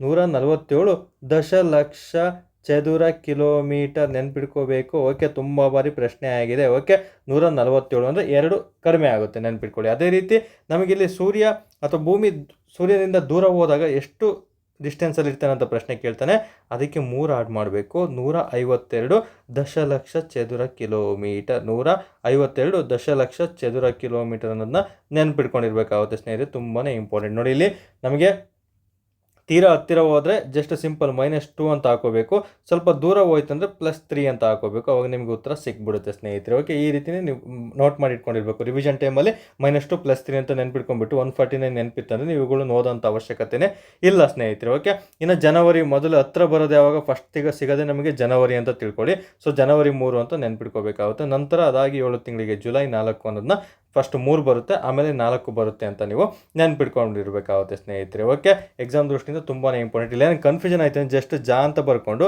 ಈಗ 3 ಅಂತ ಗೊತ್ತಾಯ್ತಲ್ವ, ಜನವರಿ 3 ಅಂತ. ಅದೇ ಥರ ಜಾಗೆನ ಜೂ ಮಾಡಿಬಿಟ್ರೆ 3 ಆದಮೇಲೆ ಯಾವ್ದು ಬರುತ್ತೆ 4 ಅಂತ ನೆನ್ಪಿಟ್ಕೊಂಡ್ಬಿಟ್ರೆ ಜನವರಿ 3 ಜುಲೈ 4 ಅಂತ ಈಸಿಯಾಗಿ ನೆನ್ಬರುತ್ತೆ. ಎಕ್ಸಾಮಲ್ಲಿ ಯಾರಿಗಾನ ಕನ್ಫ್ಯೂಷನ್ ಆಗೋರು ಈ ರೀತಿ ಟ್ರಿಕ್ಕಿಯಾಗಿ ಇಟ್ಕೋಬೇಕು. ಇಲ್ಲ ಸರ್ ನೆನ್ಪುಳಿಯುತ್ತಂದರು ಹಾಗೆ ಕಾನ್ಸೆಪ್ಟ್ ಏನು ಓದಿರ್ತೀರೋ ಅದೇ ರೀತಿ ತಿಳ್ಕೊಂಡಿದ್ರೆ ಸಾಕಾಗಿರ್ತಾರೆ ಸ್ನೇಹಿತರೆ. ನೋಡಿ, ಇದು ಕಾನ್ಸೆಪ್ಟ್ ನೀವು ತಿಳ್ಕೊಂಡಿರಲೇಬೇಕಾಗುತ್ತೆ ಎಕ್ಸಾಮ್ ದೃಷ್ಟಿಯಿಂದ. ಓಕೆ, ಎಕ್ಸಾಮಲ್ಲಿ ನಿಮಗೆ ಯಾವ ರೀತಿ ಆದರೂ ಪ್ರಶ್ನೆ ಅವ್ನು ಕೇಳಿ ನಾನು ನಿಮಗೆ ಎಲ್ಲ ರೀತಿಯೂ ಸಹ ತಿಳಿಸ್ಕೊಡ್ತೀನಿ. ಒಂದು ಪೊಲೀಸ್ ಕಾನ್ಸ್ಟೇಬಲ್ ಆಗಲು ನೀವು ಏನೆಲ್ಲ ಪ್ರಯತ್ನ ಮಾಡಬೇಕು, ಏನೆಲ್ಲ ನೀವು ಓದಿರಬೇಕು, ಇದು ನೋಡಿ ಇದೇ ರೀತಿಯೇ ಓದಿರಬೇಕು. ಯಾಕಂದರೆ ಬರೀ PC ಗೆ ಬರೀ ಒನ್ ವರ್ಡ್ ಓದ್ಕೊಂಡು ಹೋದರೆ ಕಷ್ಟ ಆಗುತ್ತೆ. ಪ್ರತಿಯೊಂದು ಕಾನ್ಸೆಪ್ಟ್ ಮೇಡಮ್ ತಿಳಿಸ್ಕೊಡ್ತಾರೆ, ನಾನು ಸಹ ತಿಳಿಸ್ಕೊಡ್ತಾ ಬರ್ತೀನಿ. ಸೊ ನೆಕ್ಸ್ಟ್ ಲೆವೆಲಿಗೆ ನಾವು ಓದ್ಕೊಂಡಾಗ ನಮಗೆ ಚಿಕ್ಕ ಚಿಕ್ಕ ಒಂದು ದೊಡ್ಡ ಎಕ್ಸಾಮ್ಗಳು ತುಂಬ ಕ್ಲಿಯರ್ ಕಟ್ಟಾಗಿ ಈಸಿಯಾಗಿ ಸಾಲ್ವ್ ಮಾಡ್ತಾ ಬರ್ತೀವಿ ಸ್ನೇಹಿತರೆ. ಓಕೆ, ಹಾಗಾದರೆ ನೆಕ್ಸ್ಟ್ ಇದ್ರ ಮೇಲೆ ಇನ್ನೂ ಯಾವ ರೀತಿ ನಿಮಗೆ ಪ್ರಶ್ನೆಗಳನ್ನು ಕೇಳ್ತಾ ಬರ್ತಾನೆ ಅನ್ನೋ ಒಂದು ಟಾಪಿಕನ್ನು ಸಹ ತಿಳಿಸ್ಕೊಡ್ತಾ ಬರ್ತೀನಿ. ಇಲ್ಲಿ 2 ಟಾಪಿಕ್ ಬರುತ್ತೆ, ಡೆಫಿನೇಷನ್ ಬರ್ತವೆ ಸ್ನೇಹಿತರೆ. ಡೆಫಿನೇಷನ್ನ ನೀವು ಕಂಪಲ್ಸರಿ ತಿಳ್ಕೊಂಡಿರಲೇಬೇಕಾಗುತ್ತೆ. ಒಂದು ಏನು ಡೆಫಿನೇಷನ್ ಅಂತ ಬಂದಾಗ ನೀಚ ಸ್ಥಾನ ಉಚ್ಚ ಸ್ಥಾನ ಅಂತ ಬರುತ್ತೆ. ಏನು ಹೇಳಿದ್ನಲ್ಲ ನಿಮಗೆ, ಭೂಮಿ ಹತ್ರ. ಓಕೆ, ಭೂಮಿ ಸೂರ್ಯನಿಗೆ ಹತ್ರ ಹೋಗುತ್ತಲ್ಲ, ಆ ಒಂದು ಡೆಫಿನೇಷನನ್ನು ಏನೆಂದು ಕರೀತಾರೆ ಅಂತ ಪ್ರಶ್ನೆ ಕೇಳ್ತಾನೆ. ಪ್ರತಿ ವರ್ಷ ನಮಗೆ ಈ ಒಂದು ಜನವರಿ 3ರಂದು ಸಮೀಪ ಆಗುತ್ತಲ್ಲ, ಅಂಥ ದಿನಕ್ಕೆ ನಾವು ನೀಚ ಸ್ಥಾನ ಅಂತ ಕರೀತಾರೆ. ಕನ್ನಡದಲ್ಲಿ ಏನು ನೀಚ ಸ್ಥಾನ ಅಂತ ಕರೀತಾರೆ. ಇದನ್ನು ಸಹ ಎಕ್ಸಾಮಲ್ಲಿ ಪ್ರಶ್ನೆ ತುಂಬ ಬಾರಿ ಕೇಳಿದ್ದಾನೆ, ನೆನಪಲ್ಲಿರಬೇಕು. ಏನು ನೀಚ ಸ್ಥಾನ ಅನ್ನೋದನ್ನ ನೆನ್ಪಿಟ್ಕೋಬೇಕು. ಆದಷ್ಟು ನೀವು ಇಂಗ್ಲೀಷಲ್ಲಿ ನೆನ್ಪಿಟ್ಕೋಬೇಕು, ಕನ್ನಡದಲ್ಲಿ ಇದನ್ನು ಕೇಳಿಲ್ಲ ಸ್ನೇಹಿತರೆ. ಪೆರಿಲಿಯನ್ ಅಂತ ಇಂಗ್ಲೀಷಲ್ಲಿ ಆಪ್ಷನ್ ಕೊಡ್ತಾನೆ, ಪೆರಿಲಿಯನ್. ಓಕೆ, ವೆರಿ ಎಲಿಯನ್ ಆಗಿರುತ್ತೆ, ನೆನ್ಪಿಟ್ಕೋಬೇಕಾಗುತ್ತೆ. ನಂತರ ಅದೇ ರೀತಿ ಭೂಮಿ ಸೂರ್ಯನಿಂದ ದೂರ ಇದ್ದಾಗ ಏನು ಜುಲೈ 4 ಅಂತ ಹೇಳಿದೆ, ಮತ್ತು ಡಿಸ್ಟೆನ್ಸು ಸಹ ಹೇಳಿದ್ನಲ್ಲ, ಇದಕ್ಕೆ ಏನಂತ ಕರೀತಾರೆ ಅಂತ ಪ್ರಶ್ನೆ ಕೇಳ್ತೇನೆ. ಓಕೆ, ನಮಗೆ ದೂರ ಹೋದಂಥ ದಿನಕ್ಕೆ ನಾವು ಉಚ್ಚ ಸ್ಥಾನ, ಅಲ್ಲಿ ನೀಚ ಸ್ಥಾನ, ಇಲ್ಲಿ ಉಚ್ಚ ಸ್ಥಾನ ಆಗಿರ್ತದೆ, ಉಚ್ಚ ಸ್ಥಾನ ಅಂತ ಕರಿತಾ ಬರ್ತಾರೆ, ನೆನ್ಪಿಟ್ಕೊಳ್ಳಿ. ಇದನ್ನು ಇಂಗ್ಲೀಷಲ್ಲಿ ಏನಂತಾರೆ ಅಂತಲೂ ಸಹ ಪ್ರಶ್ನೆ ಕೇಳ್ತಾನೆ. ಇಂಗ್ಲೀಷಲ್ಲಿ ಆಪ್ಷನ್ ಕೊಡ್ತಾನೆ ನಿಮಗೆ, ಅಪೆಲಿಲಿಯನ್. ಓಕೆ, ಅಪೆಲಿಯನ್ ಅಂತ ಕರಿತಾ ಬರ್ತಾರೆ. ಇದನ್ನು ಸಹ ಎಕ್ಸಾಮಲ್ಲಿ ತುಂಬಾ ಇಂಪಾರ್ಟೆಂಟ್ ಸ್ನೇಹಿತರೆ. ಓಕೆ, APHELION ಅಂತ ಕರೀತಾರಲ್ಲ, ಅಪೆಲಿಯನ್ ಅನ್ನು ನೆನ್ಪಿಟ್ಕೊಂಡಿರ್ಬೇಕಾಗುತ್ತೆ. ಇವೆಲ್ಲನೂ ಸಹ ನಮಗೆ ಆಲ್ಮೋಸ್ಟ್ KS ಇಂದ ಹಿಡಿದು, ಇಲ್ಲಿ ಕೇವಲ PC ಗೆ ಅಷ್ಟೇ ಅಲ್ಲ, KS ಇಂದ ಹಿಡಿದು PC ವರೆಗೂ ಇವೇ ಪ್ರಶ್ನೆಗಳನ್ನು ಕೇಳಲಾಗಿದೆ. ಕೆಲವೊಮ್ಮೆ IAS ಅಲ್ಲೂ ಸಹ ಹಳೆ ಪ್ರಶ್ನೆ ಪತ್ರಿಕೆಗಳನ್ನು ಆಗಿನ ಕಾಲದಲ್ಲಿ 1978 1980ಸಲ್ಲಿ ಇಂಥ ಪ್ರಶ್ನೆಗಳನ್ನು ಕೇಳ್ತಾ ಬಂದಿದ್ರು ಸ್ನೇಹಿತರೆ. ಅದನ್ನು ಸಹ ತುಂಬಾ ಇಂಪಾರ್ಟೆಂಟ್ ಆಗಿರುತ್ತೆ. ಓಕೆ, ಎಕ್ಸಾಮಲ್ಲಿ ಯಾವ ರೀತಿಯಾದ ಪ್ರಶ್ನೆ ಕೇಳಿ ಇಷ್ಟರಲ್ಲಿ ನಿಮಗೆ ಪ್ರಶ್ನೆಗಳು ರಿಪೀಟ್ ಆಗ್ತಾ ಬರ್ತಾರೆ ಸ್ನೇಹಿತರೆ, ಅದನ್ನು ಸಹ ನಾವು ಓದ್ಕೊಂಡಿರಬೇಕಾಗುತ್ತೆ. ಓಕೆ, ಇಷ್ಟು ಕಾನ್ಸೆಪ್ಟ್. ಡೆಫಿನೇಷನ್ ಇಂಪಾರ್ಟೆಂಟ್, ದೂರಕ್ಕೆ ಏನಂತಾರೆ, ಹತ್ರ ಹೋದಾಗ ಏನಂತಾರೆ ಇಂಗ್ಲೀಷಲ್ಲಿ ನೆನ್ಪಿಟ್ಕೋಬೇಕಾಗುತ್ತೆ. ಓಕೆ, ಪೆರಿಯಲಿಯನ್ ಅಂತ ಕರೀತಾರೆ. ನೀಚ ಸ್ಥಾನ ಅಂತಂದರೆ ಹತ್ತಿರಕ್ಕೆ ಬಂದಾಗ ಪೆರಿಯಲಿಯನ್ ಆಗಿರುತ್ತೆ, ಉಚ್ಚ ಸ್ಥಾನ ಆದರೆ ಅಪೆಲಿಯನ್ ಅಂತ ಬರುತ್ತೆ. ನೋಡಿ, ಅಪೆಲಿಯನ್ ಅಂತ ಬಂದಾಗ ಅಪೋಸ್ ಮಾಡೋದು, ಅಪೋಸ್ ಮಾಡಿದ್ರೆ ಅಂದರೆ ದೂರ ತಳ್ಳೋದು ಅಂತ ತಿಳ್ಕೊಳ್ಳಿ. ಸೊ ಅಪೋ ಅನ್ನೋದನ್ನ ನೆನ್ಪಿಟ್ಕೊಂಡ್ಬಿಟ್ರೆ ದೂರ ಅಂತ ನಿಮಗೆ ಈಸಿಯಾಗಿ ಕಾನ್ಸೆಪ್ಟ್ ನೆನ್ಪು ಬಂದ್ಬಿಡುತ್ತೆ ಸ್ನೇಹಿತರೆ. ಇದನ್ನು ಸಹ ನೆನ್ಪಿಟ್ಕೋಬೇಕು. ಇದೇ ರೀತಿ ಚಂದ್ರನಿಗೂ ಬರುತ್ತೆ, ಪೆರೆಜಿ ಅಪೆರೆಜಿ ಅಂತ. ಓಕೆ, ಅದನ್ನು ಸಹ ನಿಮಗೆ ಮುಂದೆ ತಿಳಿಸ್ಕೊಡ್ತಾ ಬರ್ತೀನಿ. ಚಂದ್ರನ ಬಗ್ಗೆ ಪ್ರಶ್ನೆ ಕೇಳಿರ್ತಾರಲ್ಲ, ಅಂಥ ಸಂದರ್ಭದಲ್ಲಿ ಅದನ್ನು ತಿಳಿಸ್ಕೊಡ್ತೀನಿ. ಸದ್ಯಕ್ಕೆ ಈಗ ಸೂರ್ಯ ಮತ್ತು ಭೂಮಿ ಬಗ್ಗೆ ಕಾನ್ಸೆಪ್ಟ್ ಇರೋದ್ರಿಂದ ಇದನ್ನಷ್ಟೇ ತಿಳಿಸ್ಕೊಡ್ತೀನಿ. ಇದೇ ರೀತಿ ಚಂದ್ರನಿಗೂ ಸಹ ಪ್ರಶ್ನೆಗಳನ್ನು ಕೇಳಲಾಗ್ತದೆ, ಡಿಸ್ಟೆನ್ಸ್ ವೈಸು, ಮತ್ತು ಅವಕ್ಕೆ ಡೆಫಿನೇಷನ್ ವೈಸ್ ಆಗಿರ್ಬೋದು, ಡಿಸ್ಟೆನ್ಸ್ ಆಗಿರ್ಬೋದು, ಮತ್ತು ನಮಗೆ ಅವುಗಳು ದೂರ ಮತ್ತು ಹತ್ರ ಬಂದಾಗ ಯಾವ ರೀತಿಯ ವರ್ಗಾವಣೆ ಆಗ್ತಾ ಬರುತ್ತೆ ಅನ್ನೋದನ್ನು ಸಹ ಮಾಹಿತಿಗಳನ್ನು ನಿಮಗೆ ನೆಕ್ಸ್ಟ್ ಕ್ಲಾಸಲ್ಲಿ ತಿಳಿಸ್ಕೊಡ್ತಾ ಬರ್ತೀನಿ ಸ್ನೇಹಿತರೆ. ಇಷ್ಟು ಕಾನ್ಸೆಪ್ಟ್ ನಿಮಗೆ ಕ್ಲಿಯರ್ ಆಗಿರುತ್ತೆ ಅಂತ ತಿಳ್ಕೊಳ್ಳಿ. ಅದ್ರ ಬಗ್ಗೆ ವರಿಬೇಡಿ, ನಿಮ್ಗೆ ಕ್ಲಿಯರ್ ಆಗಿಲ್ಲ ಅಂದರೆ ಸೊ ಈ ಟಾಪಿಕ್ ನನಗೆ ಅರ್ಥ ಆಗಿಲ್ಲ, ಇನ್ನೊಂದ್ಸಲ ಬೇರೆ ರೀತಿ ಹೇಳಿ ಅಂತಲೂ ಸಹ ನೀವು ಕಮೆಂಟ್ ಮಾಡಿ, ದಯವಿಟ್ಟು ನಾನು ಖಂಡಿತ ನಿಮಗೆ ತಿಳಿಸ್ಕೊಡ್ತೀನಿ ಸ್ನೇಹಿತರೆ. ಓಕೆ, ಒಂದು ಅಬ್ದಿ ಅಕಾಡೆಮಿ ಇರೋದೆ ನಿಮ್ಮ ಒಂದು ಬೆಳವಣಿಗೆಗೋಸ್ಕರ, ಅದ್ರ ಬಗ್ಗೆ ವರಿಬೇಕಾಗಿಲ್ಲ. ಸೊ ನೀವು ಮಾಡಬೇಕಿರೋದು ಇಷ್ಟೇ, ಪ್ರತಿದಿನ ಒಂದು ಈ ಕ್ಲಾಸಸನ್ನು ನೋಡ್ಕೊಳ್ತಾ ಕ್ಲೀನಾಗಿ ಅಪ್ಡೇಟ್ ಹಾಕೊಳ್ತಾ, ಮೊದಲನೇ ಪ್ರಯತ್ನದಲ್ಲಿ ಗ್ರಾಮೀಣ ಮಟ್ಟದಲ್ಲಿ ಅಥವಾ ಬಡತನದಲ್ಲಿ ಯಾರೆಲ್ಲ ಓದ್ತಾ ಇದ್ದೀರಾ ಆದಷ್ಟು ಬೇಗ ನೀವು ಕ್ಲಿಯರಾಗಿ ಮನೇಲೇ ಕೂತ್ಕೊಂಡು ಪಾಸ್ ಆಗಬೇಕು ಸ್ನೇಹಿತರೆ. ಅಥವಾ ಲೈಬ್ರರಿಲಿ ಏನು ಓದ್ತಾ ಇದ್ದೀರಾ ಅಲ್ಲಿ ಕೂತ್ಕೊಂಡು ಈ ವರ್ಷನೇ ನೀವು ಪಾಸ್ ಆಗಬೇಕು. ಅದಕ್ಕೆ ಜವಾಬ್ದಾರಿ ನಾನು ಕೊಡ್ತಾ ಬರ್ತೀನಿ, ಅಂದರೆ ಆ ಜವಾಬ್ದಾರಿ ನಾನು ಸಹ ತೊಗೊಂಡಿದ್ದೀನಿ. ಸೊ ನೀವು ಸಹ ಅದಕ್ಕೆ ಕಷ್ಟಪಟ್ಟು ಓದಿದ್ದೆ ಆದಲ್ಲಿ ಖಂಡಿತ ನಿಮಗೆ ಸಕ್ಸಸ್ ಸಿಗ್ತಾ ಬರ್ತಾರೆ ಸ್ನೇಹಿತರೆ. ಅದ್ರ ಬಗ್ಗೆ ವರಿಬೇಕಿಲ್ಲ. PC ಆಗೋದೇನು ದೊಡ್ಡ ಮ್ಯಾಟ್ರ್ ಇಲ್ಲ. ನಾನು ಹೇಳೋ ರೀತಿ ಫಾಲೋ ಮಾಡಿ, ಖಂಡಿತ ನೀವು ಕ್ಲಿಯರ್ ಆಗೇ ಆಗ್ತೀರಾ. ಓಕೆ, ಇನ್ನು ಮುಂದಿನ ಪ್ರಶ್ನೆ ನೋಡ್ತಾ ಬರೋಣ. ಹಾಗಾದರೆ ಇವತ್ತು ನಿಮಗೊಂದು ಟಾಸ್ಕ್, ಈಗ ಆಲ್ರೆಡಿ ಹಳೆಯ ಪ್ರಶ್ನೆಯಲ್ಲಿ ಸೂರ್ಯನ ಬಗ್ಗೆ ಮಾಹಿತಿಯನ್ನು ತಿಳಿಸ್ಕೊಟ್ಟಿದ್ದೆ. ಸೂರ್ಯ ಅಂತ ಬಂದಾಗ ಸೂರ್ಯನ ಒಳಮೈಮೆಯಲ್ಲಿ ಎಷ್ಟು ಉಷ್ಣಾಂಶ ಇರುತ್ತೆ ಅಂತ ನಿಮಗೆ ಮಾಹಿತಿಯನ್ನು ತಿಳಿಸ್ಕೊಟ್ಟಿದ್ದೆ. ಇನ್ನು ಸೂರ್ಯನ ಹೊರಮೈಮೆಯಲ್ಲಿ ಎಷ್ಟು ಡಿಗ್ರಿ ಸೆಲ್ಸಿಯಸ್ ಉಷ್ಣಾಂಶ ಇರುತ್ತೆ ಅನ್ನೋದನ್ನ ಸಹ ನಿಮಗೆ ಆಲ್ರೆಡಿ ತಿಳಿಸ್ಕೊಟ್ಟಿದ್ದೆ. ಈ ಸಂದರ್ಭದಲ್ಲಿ ನೀವು ನೆನಪು ಮಾಡ್ಕೋಬೇಕಾಗುತ್ತೆ ಸ್ನೇಹಿತರೆ. ಹಳೆ ಪಾರ್ಟ್ 1 ಪಾರ್ಟ್ 5 ವಿಡಿಯೋದಲ್ಲಿ ಇವುಗಳನ್ನು ತಿಳಿಸ್ಕೊಟ್ಟಿದ್ದೀನಿ. ಈ ಸಂದರ್ಭದಲ್ಲಿ ಇವತ್ತು ನಿಮಗೆ ಟಾಸ್ಕ್ ಆಗಿರುತ್ತೆ, ನೆನಪು ಮಾಡ್ಕೋಬೇಕು, ನೆನಪು ಬರಲೇಬೇಕು. ನೆನಪು ಬಂದಿಲ್ಲ ಅಂದರೆ ಇಮಿಡಿಯೇಟ್ ವಿಡಿಯೋನ ಪಾಸ್ ಮಾಡಿ ಆಗಲೇ ನೀವು ಆನ್ಸರನ್ನು ನೋಡಿಕೊಂಡು ನೆಕ್ಸ್ಟ್ ಪ್ರಶ್ನೆಗೆ ಹೋಗ್ತಾ ಬರ್ಬೇಕು ಸ್ನೇಹಿತರೆ. ಯಾಕಂದರೆ ಹೇಳಿದ್ದೀನಿ, ನನ್ನ ಅಭ್ಯರ್ಥಿಗಳು ಖಂಡಿತ ನೀವು ಆಕ್ಷನ್ ತೊಗೊಳ್ಳೇಬೇಕು. ಆಕ್ಷನ್ ಅಂದರೆ ಇಮಿಡಿಯೇಟ್ ನಿಮ್ಮ ತಲೆಗೆ ಏನು ಬರುತ್ತೆ ಸ್ಟಡಿ ರಿಲೇಟೆಡು ಅವತ್ತಿಂದ ಅವತ್ತೇ ಕ್ಲಿಯರ್ ಮಾಡ್ಕೊಳ್ತಾ ಇರಬೇಕು ಸ್ನೇಹಿತರೆ. ಓಕೆ, ಇಂದಿನ 2ನೇ ಪ್ರಶ್ನೆ, ಇದಕ್ಕೆ ಸರಿ ಉತ್ತರ ವಿಕಿರಣ ಆಗಿರುತ್ತೆ. ಇಂದಿನ 2ನೇ ಪ್ರಶ್ನೆ ನೋಡ್ತಾ ಬರೋಣ ಈಗ. ಎಸ್, ಇಂದಿನ 2ನೇ ಪ್ರಶ್ನೆ ಬಂದು KSRPಗೆ ಫುಲ್ ಫೋಕಸ್ ಮಾಡೋದಾದರೆ ಪ್ರಾಚೀನ ಭಾರತದ ಇತಿಹಾಸ ಮೊದಲು ನಾವು ಮುಗಿಸ್ಕೊಳ್ಬೇಕಾಗುತ್ತೆ. ಈ ಪ್ರಶ್ನೆ ಕೇಳಲಾಗ್ತಿದೆ ಸ್ನೇಹಿತರೆ. 2ನೇ ಪ್ರಶ್ನೆ ನೋಡ್ತಾ ಬರೋಣ. ಕಳಿಂಗ ಯುದ್ಧದಿಂದ ಅಶೋಕನ ಮೇಲೆ ಆದ ಪ್ರಭಾವವನ್ನು ಕೆಳಕಂಡಲ್ಲಿ ಕಾಣಬಹುದು ಅಂತ ಪ್ರಶ್ನೆ ಕೊಟ್ಟಿದ್ದೇನೆ. ಸೊ ಎಲ್ಲರೂ ಸಹ ಕಳಿಂಗ ಯುದ್ಧದ ಬಗ್ಗೆ ಮಾಹಿತಿಯನ್ನು ತಿಳ್ಕೊಂಡಿರ್ತೀರಾ. ಸೊ ಅದ್ರ ಬಗ್ಗೆ ತಿಳಿಸಿಕೊಡುವಂಥ ಶಾಸನ ಯಾವುದು ಅಂತ ಯೂಶಲಿ ಪ್ರಶ್ನೆ ಕೇಳ್ತಾನೆ, ಅದೆಲ್ಲರೂ ಸಹ ಉತ್ತರ ಆಗ್ತೀರಾ. ಬಟ್ ಈ ರೀತಿ ಪ್ರಶ್ನೆ ಡಿಫ್ರೆಂಟ್ ಪ್ರಶ್ನೆಯನ್ನು ಕೇಳಿದ್ದೇನೆ. 1-2 ಬಾರಿ ಓದ್ದವರಿಗೆ ಇದು ಕನ್ಫ್ಯೂಷನ್ ಆಗೋ ಚಾನ್ಸಸ್ ಇರುತ್ತೆ. ಆಲ್ರೆಡಿ ಎಕ್ಸ್ಪೀರಿಯನ್ಸ್ ಇರೋರಿಗೆ ಈಸಿಯಾಗಿ ಅವ್ರ ಉತ್ತರವನ್ನು ಹುಡುಕೊಳ್ತಾ ಬರ್ತೀರಾ ಸ್ನೇಹಿತರೆ. ಯಾಕಂದರೆ ಇಲ್ಲಿ ಯಾವ ಒಂದು ಶಾಸನದಲ್ಲಿ ಅಥವಾ ಬಂಡೆಗಲ್ಲು ಶಾಸನದಲ್ಲಿ ಅಂತ ಪ್ರಶ್ನೆ ಕೇಳಿಲ್ಲ, ಯಾವ ಒಂದು ಶಾಸನಗಳಿಲ್ಲ ಅವನು. ಯಾಕಂದರೆ ಸ್ತಂಭ ಶಾಸನ ಮಾಡಿದ್ದಾನೆ, ಆತ ಶಿಲಾ ಶಾಸನ ಮಾಡಿದ್ದಾನೆ, ಧಾರ್ಮಿಕ ನೀತಿಗೆ ಸಂಬಂಧಪಟ್ಟಂಥ ಕೆಲವೊಂದು ಶಾಸನಗಳನ್ನು ಮಾಡ್ತಾ ಬಂದಿದ್ದಾರೆ, ನಂತರ ಭೂಶೋಧನೆಗಳನ್ನು ಮಾಡ್ತಾ ಬಂದಿದ್ದಾರೆ. ಅಂಥ ಶಾಸನಗಳಲ್ಲಿ ಯಾವ ಶಾಸನದಲ್ಲಿ ಕಳಿಂಗ ಯುದ್ಧ ಕಂಡು ಬರುತ್ತೆ, ಅದ್ರ ಬಗ್ಗೆ ಮಾಹಿತಿಯನ್ನು ನೀಡಿದ್ದಾರೆ ಅಂತ ಪ್ರಶ್ನೆಯನ್ನು ಇಲ್ಲಿ ಕೇಳಲಾಗಿರೋದು. ಓಕೆ, ಈಗ ನೋಡ್ತಾ ಬರೋಣ. ನಮಗೆ ಸ್ವಲ್ಪ ಕಳಿಂಗ ಯುದ್ಧನ ರಿವಿಷನ್ ಮಾಡಿಸ್ತಾ ಬರ್ತೀನಿ. ಎಲ್ಲರೂ ಸಹ ಓದಿರ್ತೀರ, ತುಂಬ ಡೆಪ್ತಾಗಿ ಏನು ಓದಲ್ಲ. ಯಾಕಂದರೆ ಎಲ್ಲರೂ ಬೇಸಿಕ್ಕಾಗಿ, ಯಾಕಂದರೆ ನೀವು ಇಷ್ಟು ಬೇಸಿಕ್ಕಾಗಿ ಓದ್ಕೊಂಡಿಲ್ಲ ಅಂದರೆ PCಗೆ ಯಾವುದೇ ಕಾರಣಕ್ಕೂ ನೀವು ಪಾಸ್ ಆಗೋದಿಲ್ಲ ಸ್ನೇಹಿತರೆ. ನೀವು ಆಲ್ರೆಡಿ ಓದಿದ್ದೀರಾ ಅಂದರೆ ಅದು ರಿವಿಷನ್ಗೋಸ್ಕರ ಈ ಒಂದು ನನ್ನ ಕ್ಲಾಸಸನ್ನು ಕೇಳ್ತಾ ನಿಮಗೆ ಎಕ್ಸ್ಟ್ರಾ ಇನ್ಫಾರ್ಮೇಷನ್ ಸಿಕ್ಕಿದಾಗ ಅಪ್ಡೇಟ್ ಮಾಡ್ಕೊಳ್ಬೇಕಾಗುತ್ತೆ. ಅಥವಾ ನೀವು ಓದಿರೋದನ್ನೇ ನಾನು ಡಿಫ್ರೆಂಟ್ ವೇಯಲ್ಲಿ ಹೇಳ್ಕೊಟ್ಟಿರ್ತೀನಿ, ಅದನ್ನು ಸಹ ನೀವು ಈಸಿಯಾಗಿ ಇನ್ನು ಈ ಥರನೂ ಓದ್ಕೋಬೋದಲ್ಲ ಅಂತ ಓದುವಂತಹ ಒಂದು ಮಾರ್ಗದರ್ಶನವನ್ನು ಇಲ್ಲಿ ಪಡ್ಕೊಂಡು ನೀವು ಕ್ಲಿಯರ್ ಮಾಡ್ಕೊಳ್ತಾ ಬರಬೇಕಾಗುತ್ತೆ. ಓಕೆ, ಇನ್ನು ಕಳಿಂಗ ಯುದ್ಧ ಅಂತ ಬಂದಾಗ ನಿಮ್ಗೆ ಆಲ್ರೆಡಿ ಗೊತ್ತು, ಕ್ರಿಸ್ತಪೂರ್ವ ಎಷ್ಟರಲ್ಲಿ ಜರುಗುತ್ತೆ ಕಳಿಂಗ ಯುದ್ಧ? 261ರಲ್ಲಿ. ಇನ್ನು ಇದು ಯಾರ್ಯಾರ ಮಧ್ಯೆ ನಡೆಯುತ್ತೆ? ಅಶೋಕನ ಏಕೈಕ ಕದನ ಆಗಿರ್ತದೆ ಸ್ನೇಹಿತರೆ. ಅಶೋಕ ಮತ್ತು ಇದರಲ್ಲಿ ಆಪೋಸಿಟ್ ದೊರೆ ಯಾರಿದ್ದ? ಒಂದು ಶುದ್ಧ ಧರ್ಮ ಎಂಬಾತನಿರ್ತಾನೆ. ಓಕೆ, ಇದು ನಿಖರವಾಗಿ ಮಾಹಿತಿ ಇಲ್ಲ ಸ್ನೇಹಿತರೆ. ಅವನ ಆಪೋಸಿಟ್ ಯಾರಿದ್ರು ಶುದ್ಧ ಧರ್ಮ ಅಂತ ಕೆಲವೊಂದು ಸಲ ಹೇಳಿದರೆ, ಅಥವಾ ಅವನ ಕಾರವೇಲ ಅಂತಲೂ ಸಹ ಕರಿತಾ ಬರ್ತಾನೆ. ಸೊ ಇದನ್ನು ಮಾಹಿತಿಯಲ್ಲೂ ತಿಳಿಸ್ಕೊಟ್ಟಿಲ್ಲ, ಇದು ಸಹ ನಿಖರವಾಗಿಲ್ಲ. ಬಟ್ ಎಲ್ಲ ಪುಸ್ತಕಗಳಲ್ಲಿ ಅಶೋಕನ ಮತ್ತು ಶುದ್ಧ ಧರ್ಮನ ನಡುವೆ ಈ ಒಂದು ಯುದ್ಧ ಜರುಗಿತು ಅಂತ ಪ್ರಶ್ನೆಯನ್ನು ಕೇಳ್ತಾರೆ ಸ್ನೇಹಿತರೆ. ಅಶೋಕನ ಏಕೈಕ ಕದನ, ಇವನು ಕೇವಲ ಒಂದೇ ಕದನ ಮಾಡೋದು 261ರಲ್ಲಿ ಕ್ರಿಸ್ತ ಪೂರ್ವದಲ್ಲಿ. ನೆನಪಿಟ್ಕೋಬೇಕು, ಕೆಲವೊಮ್ಮೆ ಕ್ರಿಸ್ತ ಶಕ ಅಂತ ಆಪ್ಷನ್ ಕೊಡ್ತಾನೆ, ಇಲ್ಲೂ ಸಹ ಕನ್ಫ್ಯೂಷನ್ ಮಾಡ್ಕೋಬಾರ್ದು ಸ್ನೇಹಿತರೆ. ಇನ್ನು ಅಶೋಕ ಪಟ್ಟಾಭಿಷೇಕ ಆದಂತಹ ವರ್ಷ ಪ್ರಶ್ನೆ ಕೇಳ್ತಾನೆ. ಕ್ರಿಸ್ತಪೂರ್ವ 269. ನೋಡಿ, ಅಶೋಕ ಅಧಿಕಾರಕ್ಕೆ ಬಂದಿದ್ದು ಕ್ರಿಸ್ತಪೂರ್ವ 271ರಲ್ಲಿ ಸ್ನೇಹಿತರೆ. ಓಕೆ, ಕ್ರಿಸ್ತಪೂರ್ವ 273ರಲ್ಲಿ, ಕ್ರಿಸ್ತಪೂರ್ವ 273ರಲ್ಲಿ. ನೋಡಿ, ಫ್ರೆಶರ್ ಕನ್ಫ್ಯೂಷನ್ ಮಾಡ್ಕೋಬಾರ್ದು. ಆಲ್ರೆಡಿ ಹೇಳಿದ್ದೀನಿ ನಿಮಗೆ, ಕ್ರಿಸ್ತಪೂರ್ವ ಅಂದರೆ ಹಿಂದಿಂದ ಬರ್ತಾ ಬರುತ್ತೆ, ಕ್ರಿಸ್ತ ಶಕ ಅಂದರೆ ಮುಂದಕ್ಕೆ ಹೋಗ್ತಾ ಬರುತ್ತೆ. ಸೊ ಹಾಗಾಗಿ ಇಲ್ಲಿ ಹಿಂದಕ್ಕೆ ಬರ್ತಾ ಇದ್ದೀನಿ, ಏನು ಈ ಥರ ಹೇಳ್ತೀರಾ ಅಂತ ಕನ್ಫ್ಯೂಷನ್ ಮಾಡ್ಕೋಬಾರ್ದು. ಅಷ್ಟು ಅಂಶಗಳನ್ನ ನೀವು ಬೇಸಿಕ್ಕಾಗಿ ತಿಳ್ಕೊಂಡಿರಬೇಕು, ಹಳೆ ಕ್ಲಾಸಲ್ಲಿ ತಿಳಿಸ್ಕೊಟ್ಟಿದ್ದೀನಿ ಆಲ್ರೆಡಿ. ಓಕೆ, 269ರಲ್ಲಿ ಇವನು ಅಧಿಕಾರಕ್ಕೆ ಬರ್ತಾನೆ ಸ್ನೇಹಿತರೆ. 273ರಲ್ಲಿ ಅಧಿಕಾರಕ್ಕೆ ಬರ್ತಾನೆ. ಬಟ್ ಇವನಿಗೆ ಪಟ್ಟಾಭಿಷೇಕ ಆಗಿದ್ದು ನೆನ್ಪಿಟ್ಕೋಬೇಕು, ಪಟ್ಟಾಭಿಷೇಕ ಆಗಿದ್ದು ಕ್ರಿಸ್ತಪೂರ್ವ 269ರಲ್ಲಿ. ಈ ಮಾಹಿತಿಯನ್ನು ಕಡ್ಡಾಯವಾಗಿ ನೀವು ಓದಿರಲೇಬೇಕು, ಕನ್ಫ್ಯೂಷನ್ ಮಾಡ್ಕೋಬಾರ್ದು. ಅಧಿಕಾರಕ್ಕೆ ಬಂದಿದ್ದು 273ರಿಂದ ಆಳ್ವಿಕೆ ಮಾಡ್ತಾನೆ, ಬಟ್ ಇವನಿಗೆ ಪಟ್ಟಾಭಿಷೇಕ ಆಗಿದ್ದು 269. ಇವನು ಕ್ರಿಸ್ತಪೂರ್ವ 261ರಲ್ಲಿ ಕಳಿಂಗ ಯುದ್ಧವನ್ನು ಮಾಡ್ತಾ ಬರ್ತಾನೆ ಸ್ನೇಹಿತರೆ. ಇವನು ಏಕೈಕ ಕದನ ಆಗಿರ್ತದೆ. ಇದು ಎಷ್ಟನೇ ಶಾಸನದಲ್ಲಿ ತಿಳಿಸ್ಕೊಡ್ತಾನೆ ಅಂತ ಕೇಳ್ತಾನೆ. 13ನೇ ಬಂಡೆಗಲ್ಲು ಶಾಸನದಲ್ಲಿ ತಿಳಿದು ಬರುತ್ತೆ. ಈ ಮಾಹಿತಿ ಯಾವ ಶಾಸನದಲ್ಲಿ ತಿಳಿದು ಬರುತ್ತೆ ಅಂತ ಪ್ರಶ್ನೆ ಕೇಳ್ತಾನೆ. 13ನೇ ಬಂಡೆಗಲ್ಲು ಶಾಸನ. ಈ ಬಂಡೆಗಲ್ಲು ಶಾಸನನೇ ಒಂದು ಶಿಲಾಶಾಸನ ಅಂತಲೂ ಸಹ ಕರಿತಾ ಬರ್ತಾನೆ. ಅಶೋಕನ ಒಂದು ಶಿಲಾಶಾಸನದಲ್ಲಿ ತುಂಬಾ ಶಾಸನಗಳನ್ನು ಹೇಳಿದ್ದಾನೆ ಸ್ನೇಹಿತರೆ. ಅದರಲ್ಲಿ ಒಂದು 13ನೇ ಬಂಡೆಗಲ್ಲು ಶಾಸನದಲ್ಲಿ ಈ ಮಾಹಿತಿಗಳನ್ನು ಇವನು ತಿಳಿಸ್ಕೊಡ್ತಾ ಬಂದಿರ್ತಾನೆ. ಈ ಮಾಹಿತಿ ಸಹ ತುಂಬಾ ಇಂಪಾರ್ಟೆಂಟ್ ಆಗಿರುತ್ತೆ, ನೆನ್ಪಿಟ್ಕೊಂಡಿರ್ಬೇಕಾಗುತ್ತೆ. ಓಕೆ, ನಂತರ ಬರೋದು ನಮಗೆ ಈ ಒಂದು ಕಳಿಂಗ ಎಲ್ಲಿ ಪ್ರಸ್ತುತ ಯಾವ ರಾಜ್ಯದಲ್ಲಿದೆ ಅಂತ ಪ್ರಶ್ನೆ ಕೇಳ್ತಾನೆ. ಒರಿಸ್ಸಾ. ಓಕೆ, ಒರಿಸ್ಸಾ ರಾಜ್ಯದಲ್ಲಿದೆ ಸ್ನೇಹಿತರೆ. ಒರಿಸ್ಸಾದ ಒಂದು ಕ್ಯಾಪಿಟಲ್ ಸಿಟಿ ಇದೆಯಲ್ಲ ಭುವನೇಶ್ವರ, ಆ ಭುವನೇಶ್ವರದಿಂದ ಒಂದು 150 ಕಿಲೋಮೀಟರ್ ದೂರದಲ್ಲಿರುವಂತಹ ಒಂದು ದೌಲಿ ಎಂಬ ಗ್ರಾಮದಲ್ಲಿ ಈ ಒಂದು ಸ್ಥಳ ನೆಲೆಸಿದೆ ಸ್ನೇಹಿತರೆ, ಕಳಿಂಗ ಅನ್ನೋದು. ಇದನ್ನು ಸಹ ಇಂಪಾರ್ಟೆಂಟ್. ಎಲ್ಲಿದೆ? ಒರಿಸ್ಸಾದಲ್ಲಿದೆ, ನೆನ್ಪಿಟ್ಕೋಬೇಕಾಗುತ್ತೆ. ಓಕೆ, ಈ ಮಾಹಿತಿಯನ್ನು ನೀವು ಕಂಪಲ್ಸರಿ ಇಷ್ಟು ಮಾಹಿತಿಯನ್ನು ತಿಳ್ಕೊಂಡಿರ್ಬೇಕಾಗುತ್ತೆ ಅಶೋಕ ಅಂತ ಬಂದಾಗ. ಇನ್ನು ಅಶೋಕ ಪ್ರಾರಂಭದಲ್ಲಿ ಯಾವ ರಾಜ್ಯದ ರಾಜ್ಯಪಾಲನಾಗಿದ್ದ? ಮುಂದೆ ಇದು PSL ಪ್ರಶ್ನೆ ಕೇಳಿದ್ದೇನೆ, ತಿಳಿಸ್ಕೊಡ್ತೀನಿ, ಅಲ್ಲಿ ರಿವಿಷನ್ ಥರ ಮಾಡ್ಕೊಡ್ತೀನಿ, ನಿಮಗೆ ನೆನ್ಪಿಟ್ಕೊಳ್ಳಿ. ಅಶೋಕ ಮೊದಲು ಉಜ್ಜಯಿನಿಯ ರಾಜ್ಯಪಾಲ ಆಗಿದ್ದ, ನಂತರ ತಕ್ಷಶಿಲೆಗೆ ಬರೋದು ಸ್ನೇಹಿತರೆ. ಅವನಿಲ್ಲಿ ಕನ್ಫ್ಯೂಷನ್ ಮಾಡ್ಕೋಬಾರ್ದು. ಫಸ್ಟ್ ಯಾವುದ್ರ ರಾಜ್ಯಪಾಲ ಆಗಿದೆ ಅಂದರೆ ಉಜ್ಜಯಿನಿದು, ನಂತರ ಆತ ವರ್ಕ್ ಮಾಡ್ತಾನೆ ಸ್ನೇಹಿತರೆ. ಇದನ್ನು ಸಹ ಇಂಪಾರ್ಟೆಂಟ್ ಆಗಿದೆ. ತುಂಬ ಜನಕ್ಕೆ ಇಲ್ಲಿ ಕನ್ಫ್ಯೂಷನ್ ಆಗುತ್ತೆ ಎರಡು ಆಪ್ಷನ್ ಕೊಟ್ಟಾಗ. ಸೊ ಫಸ್ಟ್ ಬಂದಿದ್ದು ಉಜ್ಜಯಿನಿ ಅನ್ನೋದನ್ನ ನೆನಪಲ್ಲಿ ಇಟ್ಕೊಂಡಿರಬೇಕಾಗುತ್ತೆ. ಓಕೆ, ಈಗ ಪ್ರಶ್ನೆನ ನೋಡ್ತಾ ಬರೋದಾದ್ರೆ ಇದಕ್ಕೆ ಸರಿ ಉತ್ತರ ಯಾವುದಾಗಿರುತ್ತೆ? ಸೊ ಕಳಿಂಗ ಯುದ್ಧದಿಂದ ಅಶೋಕನ ಮೇಲೆ ಪ್ರಭಾವವನ್ನು ಕೆಳಖಂಡದಲ್ಲಿ ಯಾವುದ್ರಲ್ಲಿ ಕಾಣ್ಬೋದು ಅಂದರೆ ಇದು 13ನೇ ಬಂಡೆಗಲ್ಲು ಶಿಲಾಶಾಸನದಲ್ಲಿ ತಿಳಿಸ್ಕೊಡ್ತಾ ಬರ್ತಾರೆ ಸ್ನೇಹಿತರೆ. ಹಾಗಾಗಿ ಇದಕ್ಕೆ ಸರಿ ಉತ್ತರ ಶಿಲಾಶಾಸನಗಳಾಗಿರ್ತವೆ, ನೆನಪಲ್ಲಿ ಇಟ್ಕೊಂಡಿರಬೇಕು, ತುಂಬಾ ಇಂಪಾರ್ಟೆಂಟ್ ಆಗಿರುತ್ತೆ. ಇನ್ನು ಸ್ತಂಭ ಶಾಸನಗಳಂತ ಬಂದಾಗ ಒಂದು ಸಾಂಚಿ ಸ್ತೂಪ, ಸಾರನಾಥ ಸ್ತಂಭ ಅಂತೆಲ್ಲ ತಿಳಿಸ್ಕೊಟ್ಟಿದೆ, ಅದ್ರ ಬಗ್ಗೆಯೂ ಸಹ ಈ ಸಂದರ್ಭದಲ್ಲಿ ನೀವು ನೆನಪು ಮಾಡ್ಕೋಬೇಕಾಗುತ್ತೆ. ಸಾಂಚಿ ಸ್ತೂಪ ಎಲ್ಲಿದೆ, ಸಾರನಾಥ ಸ್ತಂಭ ಎಲ್ಲಿದೆ ಅನ್ನೋದನ್ನು ಸಹ ಈ ಸಂದರ್ಭದಲ್ಲಿ ನೆನಪು ಮಾಡ್ಕೋಬೇಕು. ಹಳೆ ಕ್ಲಾಸಲ್ಲಿ ನಿಮಗೆ ತಿಳಿಸ್ಕೊಟ್ಟಿದ್ದೆ. ಓಕೆ, ನಂತರ ಇದಕ್ಕೆ ಸರಿ ಉತ್ತರ ಯಾವುದು? ಶಿಲಾಶಾಸನಗಳಾಗಿರ್ತವೆ, ನೆನಪಲ್ಲಿರಬೇಕು. ಸೊ ಇಷ್ಟು ಶಿಲಾಶಾಸನಗಳಲ್ಲಿ ಅಶೋಕನಿಗೆ ಸಂಬಂಧಪಟ್ಟಂತೆ ಕೆಲವೊಂದು ಶಿಲಾಶಾಸನಗಳು ತುಂಬಾ ಇಂಪಾರ್ಟೆಂಟ್. ಟೋಟಲು 13 ಶಿಲಾಶಾಸನಗಳು ಇದಾವೆ, ಅವೆಲ್ಲನೂ ಸಹ ಇಂಪಾರ್ಟೆಂಟ್ ಆಗಿರುತ್ತೆ. ಅದರಲ್ಲಿ ಮೊದಲನೇ ಶಿಲಾಶಾಸನ ಏನು ಹೇಳುತ್ತೆ ಅನ್ನೋದ್ರ ಮೇಲೆ ಪ್ರಶ್ನೆ ಕೇಳ್ತಾನೆ.